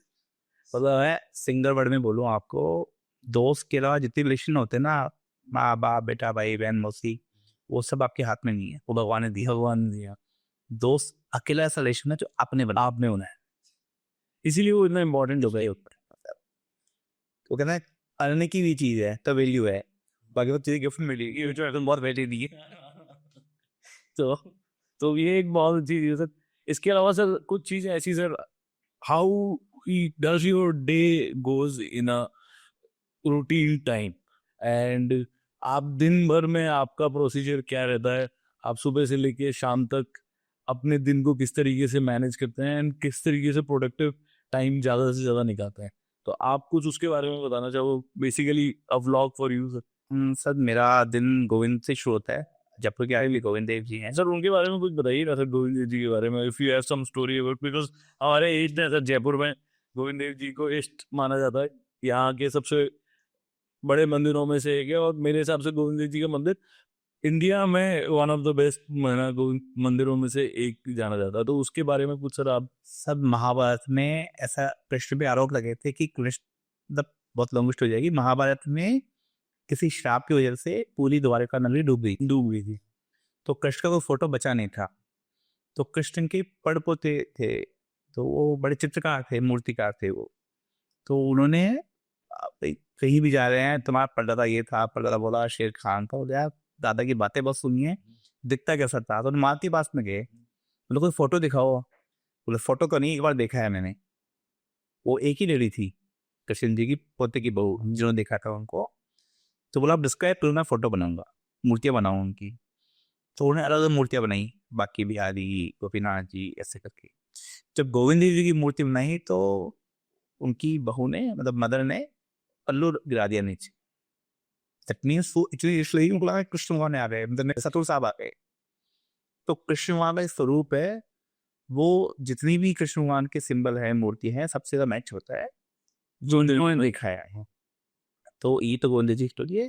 पहले ये मंदिर वृंदावन में था, वृंदावन, पर जब विदेशी आक्रांता आए तो उसे बचाने के लिए हम लोग, हमारे जो जयपुर के राजा साहब थे, वो उन्हें सेफली यहाँ पे ले आए, और यहाँ पे अब जयपुर के राजा यही है। तो जब जो जयपुर के राजा है तो अपन तो प्रजा हैं, उनकी बिना शुरुआत कैसे कर। तो आप शुरुआत वहीं से करते हैं। कभी ऐसा होता है कि मैं सुबह नहीं जा पाता तो मैं शाम को जाता हूँ, अगर मैं जयपुर शहर में हूँ। उसके बाद में एक और चीज मुझे लगता है कि जब हम सोसाइटी की बात करते हैं तो लोग ना डोनेशन कर रहे हैं कहीं पे, कहीं शादी, स्कूल, ये वो। मुझे तो लगता है और बहुत प्रैक्टिकल है, हर इंसान की फैमिली में, कि वो मनीष की हो, आपकी, मेरी, किसी की भी हो, कहीं ना कहीं एक आदमी बहुत सेटल होता है और एक आदमी बहुत डाउन होता है। तो आप बाहर हेल्प करो किसी की भी, अपने ही फैमिली में वो मामा बुआ मौसा कोई भी हो सकता है, जो सबसे डाउन बंदा है, आप उसकी हेल्प कर दीजिए। तो फैमिली में हेल्प कर दीजिए। आप सब लोग अपनी फैमिली को साथ लेके ना शुरू कर देंगे। वो कितना, जब रथ के घोड़े चलते हैं तो एक घोड़ा कितनी स्पीड चल रहा है, बाकी अगर 6 नहीं चल रहे हैं तो रथ आगे चल नहीं पाएगा। रथ को भगाने के लिए 7 घोड़ों का स्पीड से चलना जरूरी है। पूरी फैमिली ग्रो करेगी तो आप ग्रो करेंगे। तो मेरा रूटीन है कि मैं रोज 1 घंटे किसी किसी फैमिली मेंबर से बात करता हूँ। अच्छा, कोई भी रैंडमली मैं रोज सुबह 1 घंटा अपने किसी फैमिली मेंबर है, फ्रेंड्स है, कुछ भी बात करता हूँ, क्या चल रहा है क्या नहीं चल रहा, मेरा नेचर है, मेरे सिस्टर हैं, सबसे बात करता हूँ। उसके बाद में वो घर पे पूजा पाठ करके होता है। शाम को 2 घंटे भी दोस्तों के साथ चाहिए, वो जरूरी है, वो मेरी जिंदगी है। तो क्या आप हमसे बात करके पूरा फ्री हो गए, दिन में आपकी बिजनेस की या जो फाइनेंस की हेडेक्स वो खत्म हो गए। शाम को मैं 7 बजे घर आ जाता हूँ। मेरा रूटीन में मैं, मतलब मुझे क्लब जाने का शौक नहीं है, मुझे नाइट पार्टी का बिल्कुल शौक नहीं है। मुझे फैमिली, तब मेरे यहाँ सबसे कोई अच्छा है अगर दोस्त, बाहर दोस्त है, घर में मेरी फैमिली है, दर्शक। बहुत अच्छा, ये लाइफ है। वेरी नाइस सर, मेरे 2 बच्चे, मेरी एक बीवी, I am happy with that. Very nice. तो बहुत डिफरेंट है सर, मतलब एक रियल एस्टेट पर्सपेक्टिव से सोचें तो एक इस तरीके की डिसिप्लिन लाइफ जीना बड़ा मुश्किल है, क्योंकि normally in real estate you have let night parties, मतलब एक ऐसा है कि जहाँ नए नए प्रोग्राम्स होते रहते हैं, आपको अटेंड करने पड़ते हैं, चीज़ें बहुत फास्ट मूव कर रही हैं। सर 2 चीज़ें हैं, या तो मैं इंडिया के टॉप 10 में हूँ तो लोग जानेंगे, अब टॉप 1000 में हो, 500 में हो, क्या फर्क पड़ता है। और जहाँ है वहाँ आप ईश्वर कृपा है तो ठीक है, इसको एंजॉय कर लिया था।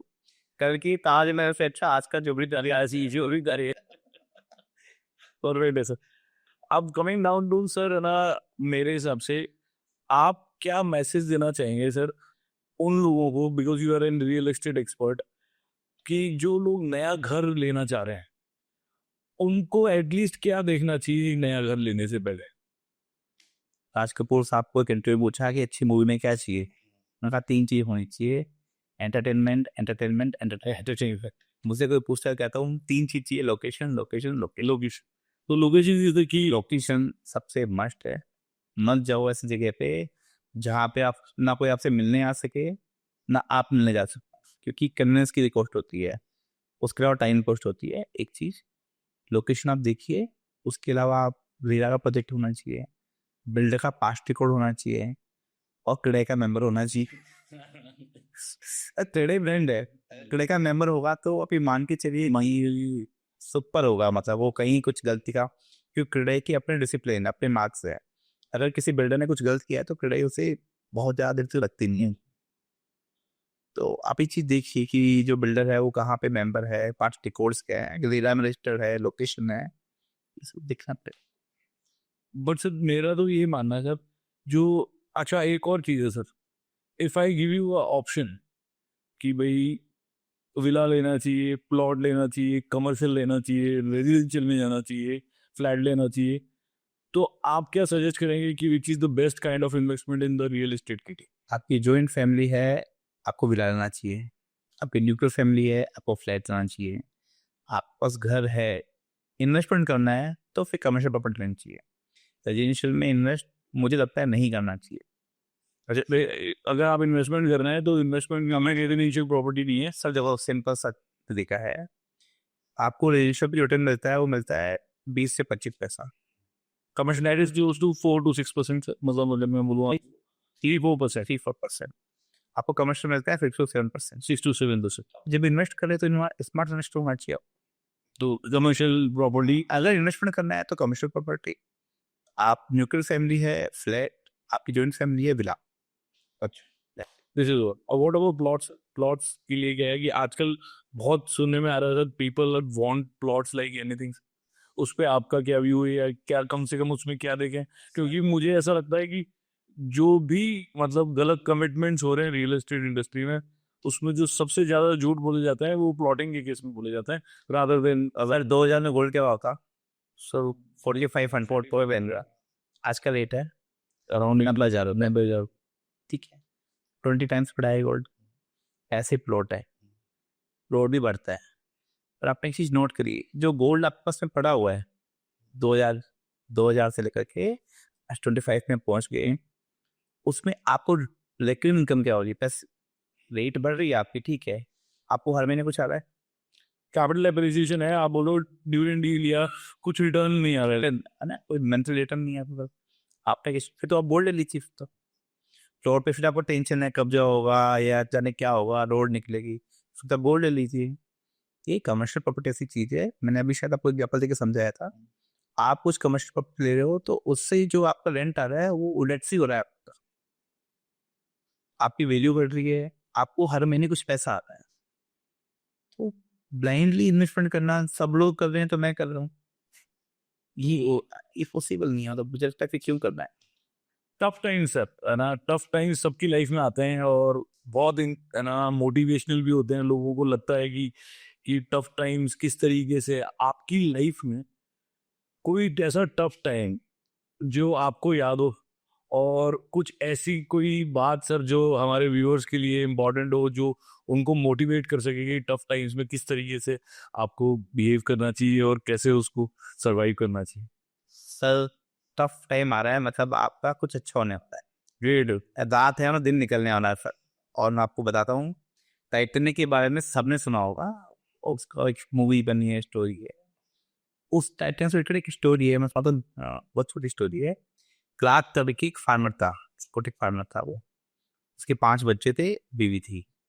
उसका ड्रीम था कि टाइटैनिक बैठना, क्योंकि टाइटैनिक उस समय का सबसे बड़ा क्रूज लाइन क्रूज। बस उसने अपने सारे खेत जितनी जमा पूंजी थी सब कुछ बेच के 7 टिकट ले लिए टाइटैनिक में जाने के लिए, कि मैं अमीरों के बीच में बैठूंगा और देखता हूँ क्या दुनिया कैसी है। जब टाइटैनिक शुरू होने वाला था उससे 3-4 दिन पहले उसके छोटे बच्चे को एक कुत्ते ने काट लिया। तो उसकी मदर ने बोला कि ये तो जा नहीं पाएगा, तो तुम लोग जाओ 3 बच्चों को लेके और तुम जाओ, मैं I will take care of. ठीक है, क्योंकि सही इतना पैसा लगाया था, मतलब डील था, बोले ठीक है मैं जाता हूँ। तो फिर बाद में लगा उसके नहीं यार मैं छोड़ के जा सकता अपने बीवी बच्चों को, और वो टाइटैनिक को दूर से उसने अलविदा बोल दिया। 10 अप्रैल 1912 को टाइटैनिक रवाना हुआ अपनी यात्रा, पहली यात्रा पे। 4 दिन बाद में, 5 दिन बाद में, 15 अप्रैल 1912 को पूरी दुनिया ने जाना कि टाइटैनिक डूब गया। वो बंदा आया, उसने वो जो जो भी उसका हेड डॉग था या गली का डॉग था, सो उसको इतना प्यार किया कि तूने बचा लिया मुझे। अब लेसन ये है कि अगर कुछ हो रहा है आपको पता नहीं है, आपको लग रहा है कि बुरा हो रहा है, लेकिन वो ऊपर वाला है, वो कुछ अच्छा करने वाला के साथ, वो आपको बता रहा है, वो टफ टाइम दे रहा है कि नहीं, यू हैव टू स्टे। उस टफ टाइम में जिससे हिम्मत नहीं आ रही वो बंदा जीत गया। जिससे अगर मैं बताऊँ आपको, एक बार जब मैंने जॉब छोड़ के आया था प्राइवेट जॉब में, तो लाला कंपनी में जॉब करना और 8,000 महीना, अभी क्या कर रहा हूँ मैं। Sir I was crying. मेरी शादी हो गई थी और मेरी फैमिली, जो मेरी वाइफ है वो अच्छी फाइनेंशियल बैकग्राउंड से है, बड़ी ब्यूरोक्रेसी फैमिली है, बिजनेस फैमिली से है, और आप समझो मेरी सैलरी 8,000 रुपये है। अब उन्होंने देख के शादी करी कि यार बंदा तो बड़े कॉर्पोरेट पे है, ऊंची पोस्ट पे है, यहाँ तो हम तो जो लाउड लाके चल रही। सर बस कहीं बिल्कुल दिन लगा कि मैं शायद पहली बार ये बात बोल रहा हूँ ओपनली, आई कैन सुसाइड। मैं एक काम करते हैं, अपन इंश्योरेंस करवाते हैं बढ़िया 3-4 करोड़ रुपए का, आई गेट एक्सीडेंटल कुछ प्लान कर लेंगे कि नेचुरल इलेक्शन लगे और वो क्लेम मिल जाएगा, ठीक है क्या ही कर सकता हूँ। पता नहीं लेकिन कहाँ से नशा नहीं आ रहा, तो उससे क्या हो जाएगा। मुर्दों की बात कौन करता है। कितने लोग हुए टाटा जी की, टाटा रतन टाटा भी रिसेंटली साथ हो गए, अब कहाँ बात करते हैं उनकी। तभी उनकी बर्थडे पेरेंट्स भी याद कर लें, मैं मुर्दों की कोई बात नहीं करता, बात तो जिंदा लोग यूरिन नेहरू का। I have to fight. Sir लड़ा मैं, ठीक है आज कंफर्ट लाइफ आ गया, मैं सुबह 5 बजे उठ करके और रात को ईडी सोता था।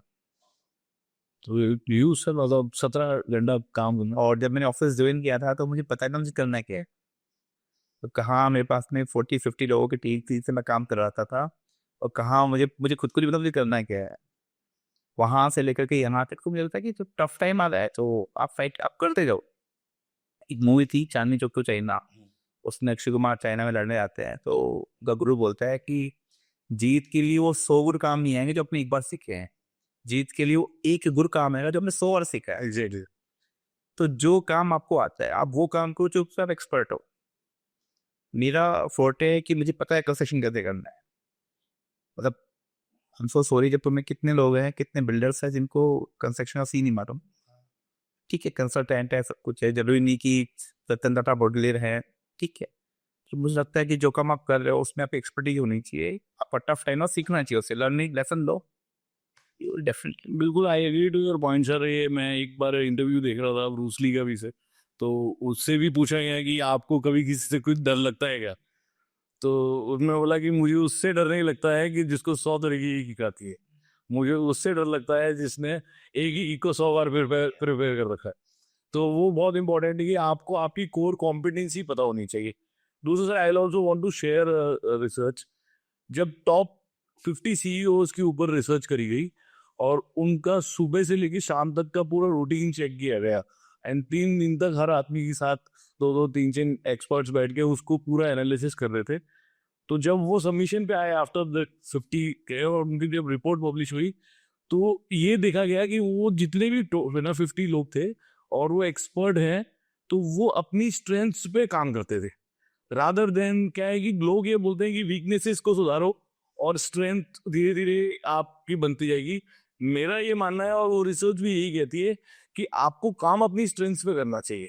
हाँ वीकनेसेस है, आप धीरे धीरे करके उनको एलिमिनेट कर सकते हो या फिर आप उनको कर सकते हो, पर आपकी कोर कॉम्पिटेंसी पे आपको खेलना चाहिए। कल मोदी जी की मन की बात आई थी, उस पर दीपिका पादुकोण ने बोला कि मैं मैथ में वीक थी। अब उसका मैथ में वीक होना कोई मेडल की सेलिब्रिटी है, कोई शायद सचिन तेंदुलकर, आप नॉट फ्रॉम वो शायद 10th में फेल, हाँ जरूरी नहीं कि आप एक जगह कहीं वीक है तो आप इस टाइप नहीं कर सकते। You should always play on your strengths sir. सबसे पहले एमबीए से है ना, मतलब वहाँ से जयपुर आने तक का सफर पढ़ाई के लिए, फिर एमबीए, एमबीए के बाद एक कॉर्पोरेट जॉब, फिर उसके बाद में वो जॉब छोड़ने के बाद में coming into construction and now the brand Vatsal group. तो ये जो जर्नी है सर, इसके अंदर वत्सल ग्रुप जो आपने ब्रांड बनाया उसके पीछे का थॉट प्रोसेस क्या है, और कब आपके दिमाग में आया कि मुझे इस ब्रांड को आगे तक लेके जाना है? एक्चुअली मैंने जैसे बताया कि मैं दिल्ली में जॉब किया, उसके बाद भी मैंने एक रियल एस्टेट आके रियल एस्टेट बिजनेस में अकाउंट में जॉब किया, फिर खुद का कंस्ट्रक्शन किया। जब मेरे को लगा कि अब मैं चीज़ों को समझ सकता हूँ, मैंने सेल्स कर ली, मुझे बनाना आ गया, मुझे बेचना आ गया। दो चीज़ें जब आपको आ गई तो मुझे लगता है साथ में काम करना चाहिए। तो मैंने मैं नाम नहीं लूँगा, किसी फेलो बिल्डर्स के साथ में काम किया था, बट एक्सपीरियंस कुछ ज़्यादा अच्छे थे नहीं। मेरे को लगा कि यार कुछ अपने लिए करते हैं, अपने नाम से अपने करते हैं, जो भी भला बुरा होगा वो अपने खुद के साथ में होगा। तो एक्चुअली मेरे फर्स्ट टाइम की मेरे बेटे का नाम उसके बर्थ से पहले सोच लिया था हमने, उसके पीछे कोई कहानी है। तो जब मैं प्लान कर रहा था तो सेम डे मेरे बेटे का बर्थ हुआ था। उस दिन थॉट्स चल रही थी कि अब कुछ करना है ना कुछ करके, तो वहाँ से नाम ग्रुप पड़ गया एक्चुअली। जब मैं सोचा था उस दिन बेटे का बर्थ हुआ था, तो 2 जन ऑफ 2020। और पहले इसको रियल एस्टेट के नाम से डालना था, पर मुझे रियल एस्टेट में सीमित नहीं होना था कि कुछ होटल्स भी हैं, कुछ गवर्नमेंट के कॉन्टेक्ट्स भी हैं, कुछ मतलब मल्टी बिजनेस है अपने। तो मुझे लगता है कि इस पे वसुल पर मेन चीज़ ये है कि मेरे को लगता है कि जो भी लोग हैं उनको वैल्यू फॉर मनी होना चाहिए। एक जो चीज़ हम करते हैं शायद कम लोग करते होंगे, रियल एस्टेट में हम लोग सर्विस आफ्टर सेल करते हैं। आज भी जो भी प्रॉपर्टी हमने बेची है, वहाँ किसी को कोई भी इशू है, वो हमारे ऑफिस से फ़ोन करते हैं। उनकी जो भी इश्यूज होते हैं, कहीं कुछ पेंट या कोई भी इश्यूज होते हैं, हम ऐसी कुछ छोटी मोटी जो भी प्रॉब्लम्स हैं, हम 24 आवर्स में उसको रिजॉल्व करते हैं सर। ये शायद हम लोग करते हैं। हाँ मेरे हिसाब से जयपुर में सर ये कुछ ही लोग होंगे जो ये फैसिलिटी ले रहे होंगे। सर जितने भी कस्टमर्स हैं आप मेरे सब फ्रेंडली हैं, मतलब ना फैमिली टाइप में हो गए। ये तो रियल एस्टेट में कस्टमर बनाना दुश्मन पालना, एक बहुत बड़े बिल्डर कहते हैं रियल एस्टेट में कस्टमर मतलब दुश्मन। मेरे जितने भी कस्टमर है सब मेरे फ्रेंडली है सर, क्योंकि सब सेटिस्फाइड है। यू कैन बिलीव, मतलब मुझे इतने मेरे बर्थडे पे रेंडमली मुझे इतने इतने गिफ्ट करते हैं, इतना कॉम्प्लीमेंट करते हैं। मेरे को न जाने कितने नए माँ बाप मिल गए, नए दोस्त, नए भाई मिल गए, वो सब कस्टमर से मिल गए। और नया प्रोजेक्ट लॉन्च करने के लिए यू नो वेरी वेल कि हमें बहुत ज़्यादा मार्केटिंग करनी नहीं पड़ती। हम लोग जिसे लॉन्च करते हैं, यू कैन बिलीव 70-80% माल हम लोग विद इन 20 डेज में बेच देते हैं उसको। ये सब इसलिए कि वो पता है कि पीपल थिंक कि जो आप बोल रहे हो, जो क्वालिटी आप बात कर रहे हो, वो आप डिलीवर करो। जितनी प्रोजेक्ट किए हमने सारे बिफोर टाइम किए हैं। मेरा में 2-3 साल का टाइम होता है, हमने 1 से 1.5 साल में सारे प्रोजेक्ट डिलीवर किए हैं। और मेरा मोटिव रहता है कि स्ट्रक्चर में कोई भी इशू नहीं होना चाहिए। मतलब पेंट खराब हो जाएगा चलेगा, एक बार के लिए पेंट अगर कुछ हल्का हो गया तो 4-5-6 साल बाद मेरा खराब होगा तो कर लेगा आदमी। और स्ट्रक्चर सीपेज बहुत बड़ा इशू है। अगर बिल्डिंग का सबसे बड़ा वो दुश्मन है तो सीपेज से इंडिया पाकिस्तान दुश्मन, ऐसे सीपेज बड़ा दुश्मन है बिल्डिंग का, उस पर बहुत फोकस करते हैं हम लोग। मेरे किसी भी प्रोजेक्ट में, मतलब मैं छोटी चीज से बात करूँ आपको, नॉर्मली जब सैनिटरी के पाइप आता है तो ए और बी कैटेगरी आती है। लेने होता है ए क्लास बढ़िया है और बी क्लास हल्का है, जबकि बी क्लास ज़्यादा बेटर होता है। अच्छा, मेरे सारे प्रोजेक्ट में बी क्लास पाइप भी यूज करते हैं। शायद जयपुर के 1 या 2 बिल्डर्स में हम कोई होंगे, अदरवाइज कोई यूज ही नहीं करते। अपने एलिवेशन हैं, सारे सिस्टम एलिवेशन हैं, फैब्रिकेट एलिवेशन भी है ही नहीं, तो हम लोग वो सब करते हैं। मैंने आपका लास्ट वाला वो देखा सर, एलिवेशन, जो एलिजन का एलिवेशन है जिसमें आपने हमें काम करने का मौका दिया था, तो वो one of the finest building है तो उसे दिया। और अगर मैं गलत नहीं हूँ, मतलब शायद मैं आई गेस मैं ठीक हूँ, जयपुर की पहली बिल्डिंग है इसका सिस्टम एलिवेशन है। मतलब बहुत ब्यूटीफुल लगती है वो बिल्डिंग आज बात से। नहीं, सुंदर के अलावा जो उसमें सर्टिफिकेट बकायदा कि कितना भी आंधी तूफान भूकंप आया उस एलिवेशन कुछ नहीं हुआ, कोई ग्लास टूटेगा कुछ। ये जर्मन बेस्ड टेक्नोलॉजी पूरी, तो हम लोग इस पर फोकस करते हैं। एक चीज कम दे देंगे, हम वार्डरोब नहीं बना के देंगे। अगर मैं फ्रेंड बना रहा हूँ तो नॉर्मल लोग वार्डरोब बनाते हैं, मैं कह दूंगा वार्डरोब नहीं बना के दूंगा, मोटिवेशन नहीं दूंगा, जितना दूंगा वो बेस्ट दूंगा। 2 चीजें कम दे दो पर जो दे रहे हो बेस्ट दे। और दूसरी चीज ये है कि माल को फास्ट सेल, जितना ज्यादा माल को फास्ट सेल करेंगे, तो सर मैंने जीरो से शुरू किया था, तो पैसा बड़ी चीज थी, कम पैसे में वो काम करना है तो आपको सेल फास्ट करनी सेल फास्ट में। और तीसरी चीज, अभी आप यूथ की बात कर रहे थे, जरूरी नहीं कि हर काम में पैसा कमाएं, कुछ काम में एक्सपीरियंस करवाते हैं। कुछ प्रोजेक्ट हैं जिसमें मैंने फाइनेंशियल गेन नहीं हुआ, इनफेक्ट लॉस हुआ है, पर सीखा बहुत है। सर कोई ऐसी डील्स है जो आपको याद आती हो कि यार ये ऐसी डील है जो one of my biggest achievement है, कि ये करके होता ना, जैसे वंस हमने एक प्रोजेक्ट लिया था और within 3 to 4 months we sold somewhere around 350 plus unit हमने उसमें 4 महीने में सेल करी थी। तो वो मुझे आज भी याद है प्रोडक्ट ग्रैंड, है ना, मतलब कि 4 महीना में हमने बेच दिया था। तो बहुत डिफरेंस ये कि रिटेलिंग इतनी स्ट्रॉन्ग करी थी। ऐसी कोई डील सर जो आपको याद हो सर मैं आपकी लाइफ की? 2012 में मैंने 70 प्लॉट्स परचेज किए थे, एक एक कॉलोनी थी 70 प्लॉट्स की, वो पूरे मैंने परचेज कर लिए थे, और मैंने अपना कुछ वीडियो प्राइस ऐड करके किसी और पार्टी को दे दिए थे। वन डीजल देखते कि डील करके मैंने कोई थर्ड पार्टी को दे दी थी, बट वो एड ऑन थी, मतलब कमीशन वैल्यू नहीं थी उसकी, उनके यहाँ से 20% पैसा आ भी गया था। 3 महीने बाद में वो पार्टी ने बोला कि हम पैसा आगे दे नहीं पाएंगे, कुछ भी फाइनेंशियल क्रंच होंगे उनके यहाँ पे, तो अगर आपको उचित लगे तो 20 जो पैसा है कुछ काट के वापस कर दो, पूरा दोगे तो बहुत अच्छी बात है। आप मानोगे नहीं, मैं चाहता तो 10% पैसे काट सकता था, जेन्युइन सी बात, जेन्युइन बात। नहीं, आप बेफिक्र करो, पूरा पैसा मिलेगा। तब तक मुझे कुछ मालूम नहीं था, मैंने पूरा पैसा विद इन 24 आवर्स उनको दे दिया, बिना आगे की ही बात करे हुए, बिना मार्केट सर्वे करे हुए। फिर जब मैं मार्केट में गया, वो दोबारा बेचना है, जब मैं मार्केट में गया, इस बार वो प्रॉपर्टी का रेट ऑलमोस्ट 2.5 गुना हो गया था, तो 2.5 गुना हो चुका था। हाँ 2.5 टाइम हो गया था। तो पहले लगा ये सब ये कब क्या हो जाए। वो कहते सब ये धरती का धन है, जिसकी भाग्य में लिखा हुआ है उसी की बात पे। इससे बेटर क्या होता है, डी कैंसर होने पे यू गेट 2.5x मैं वैसा उससे बेस्ट बस्ती था। तो सर ऐसा कुछ ना कुछ होता रहता है, वो ऊपर वाला देता है। तो सर आज सर मिलके बहुत अच्छा लगा सर आपसे, आपके साथ बहुत इंटेलेक्चुअल बातें हुई सर, बहुत कुछ नया सीखने को मिला। कुछ ऐसे इंसिडेंसेस आपने बताए जिसमें सर गूज बम्स भी आए सर, जो रियल रियल लाइफ फीलिंग जो होती है आपने जो बताया, तो बहुत अच्छा लगा सर आज आपसे बात करके सर।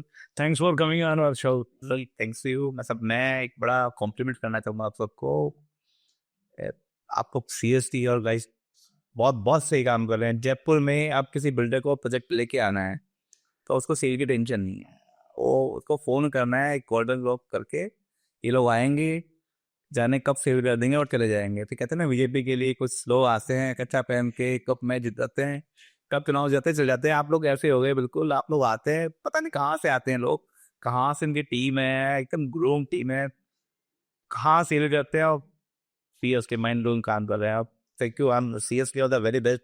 आप ऐसे ही काम करते रहे, ऐसे हम बिल्डर्स को एकदम सक्सेसफुल करते रहे। अब ऐसे बनाने की टेंशन है, सेल की टेंशन नहीं है सर। हम तो बोलते भी यही हैं सर कि if you have money and then we get welcome to our vault.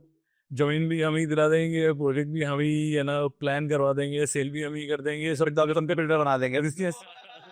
और सर देखो क्या है कि मेरा तो सिर्फ ये मानना है कि जो पुराने भी लोग हैं सर, वो जब हमसे मिलते हैं तो एक्चुअली उनका बहुत सारा दिमाग का बोझ हट जाता है कि उनको सेल्स ओरिएंटेशन नहीं चाहिए, उनको कलेक्शन ओरिएंटेशन नहीं चाहिए, उनको टीम मैनेजमेंट नहीं चाहिए।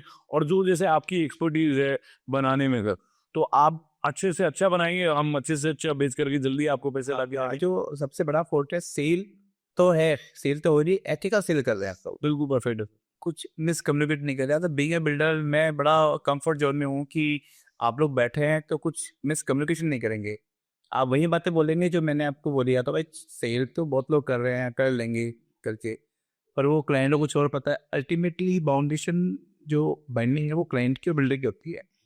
तो आप लोगों के साथ अच्छी चीज़ ये है कि आप पे ब्लाइंड सेट कर सकते हैं हम लोग। आप लोग हैं तो कहते तू है तो दिल है तुम हो तो सेल की चिंता नहीं है। ठीक है perfect. Thanks a lot sir, बहुत बहुत अच्छा लगा आपसे आज बात करके sir. Hopefully we will have a second session also.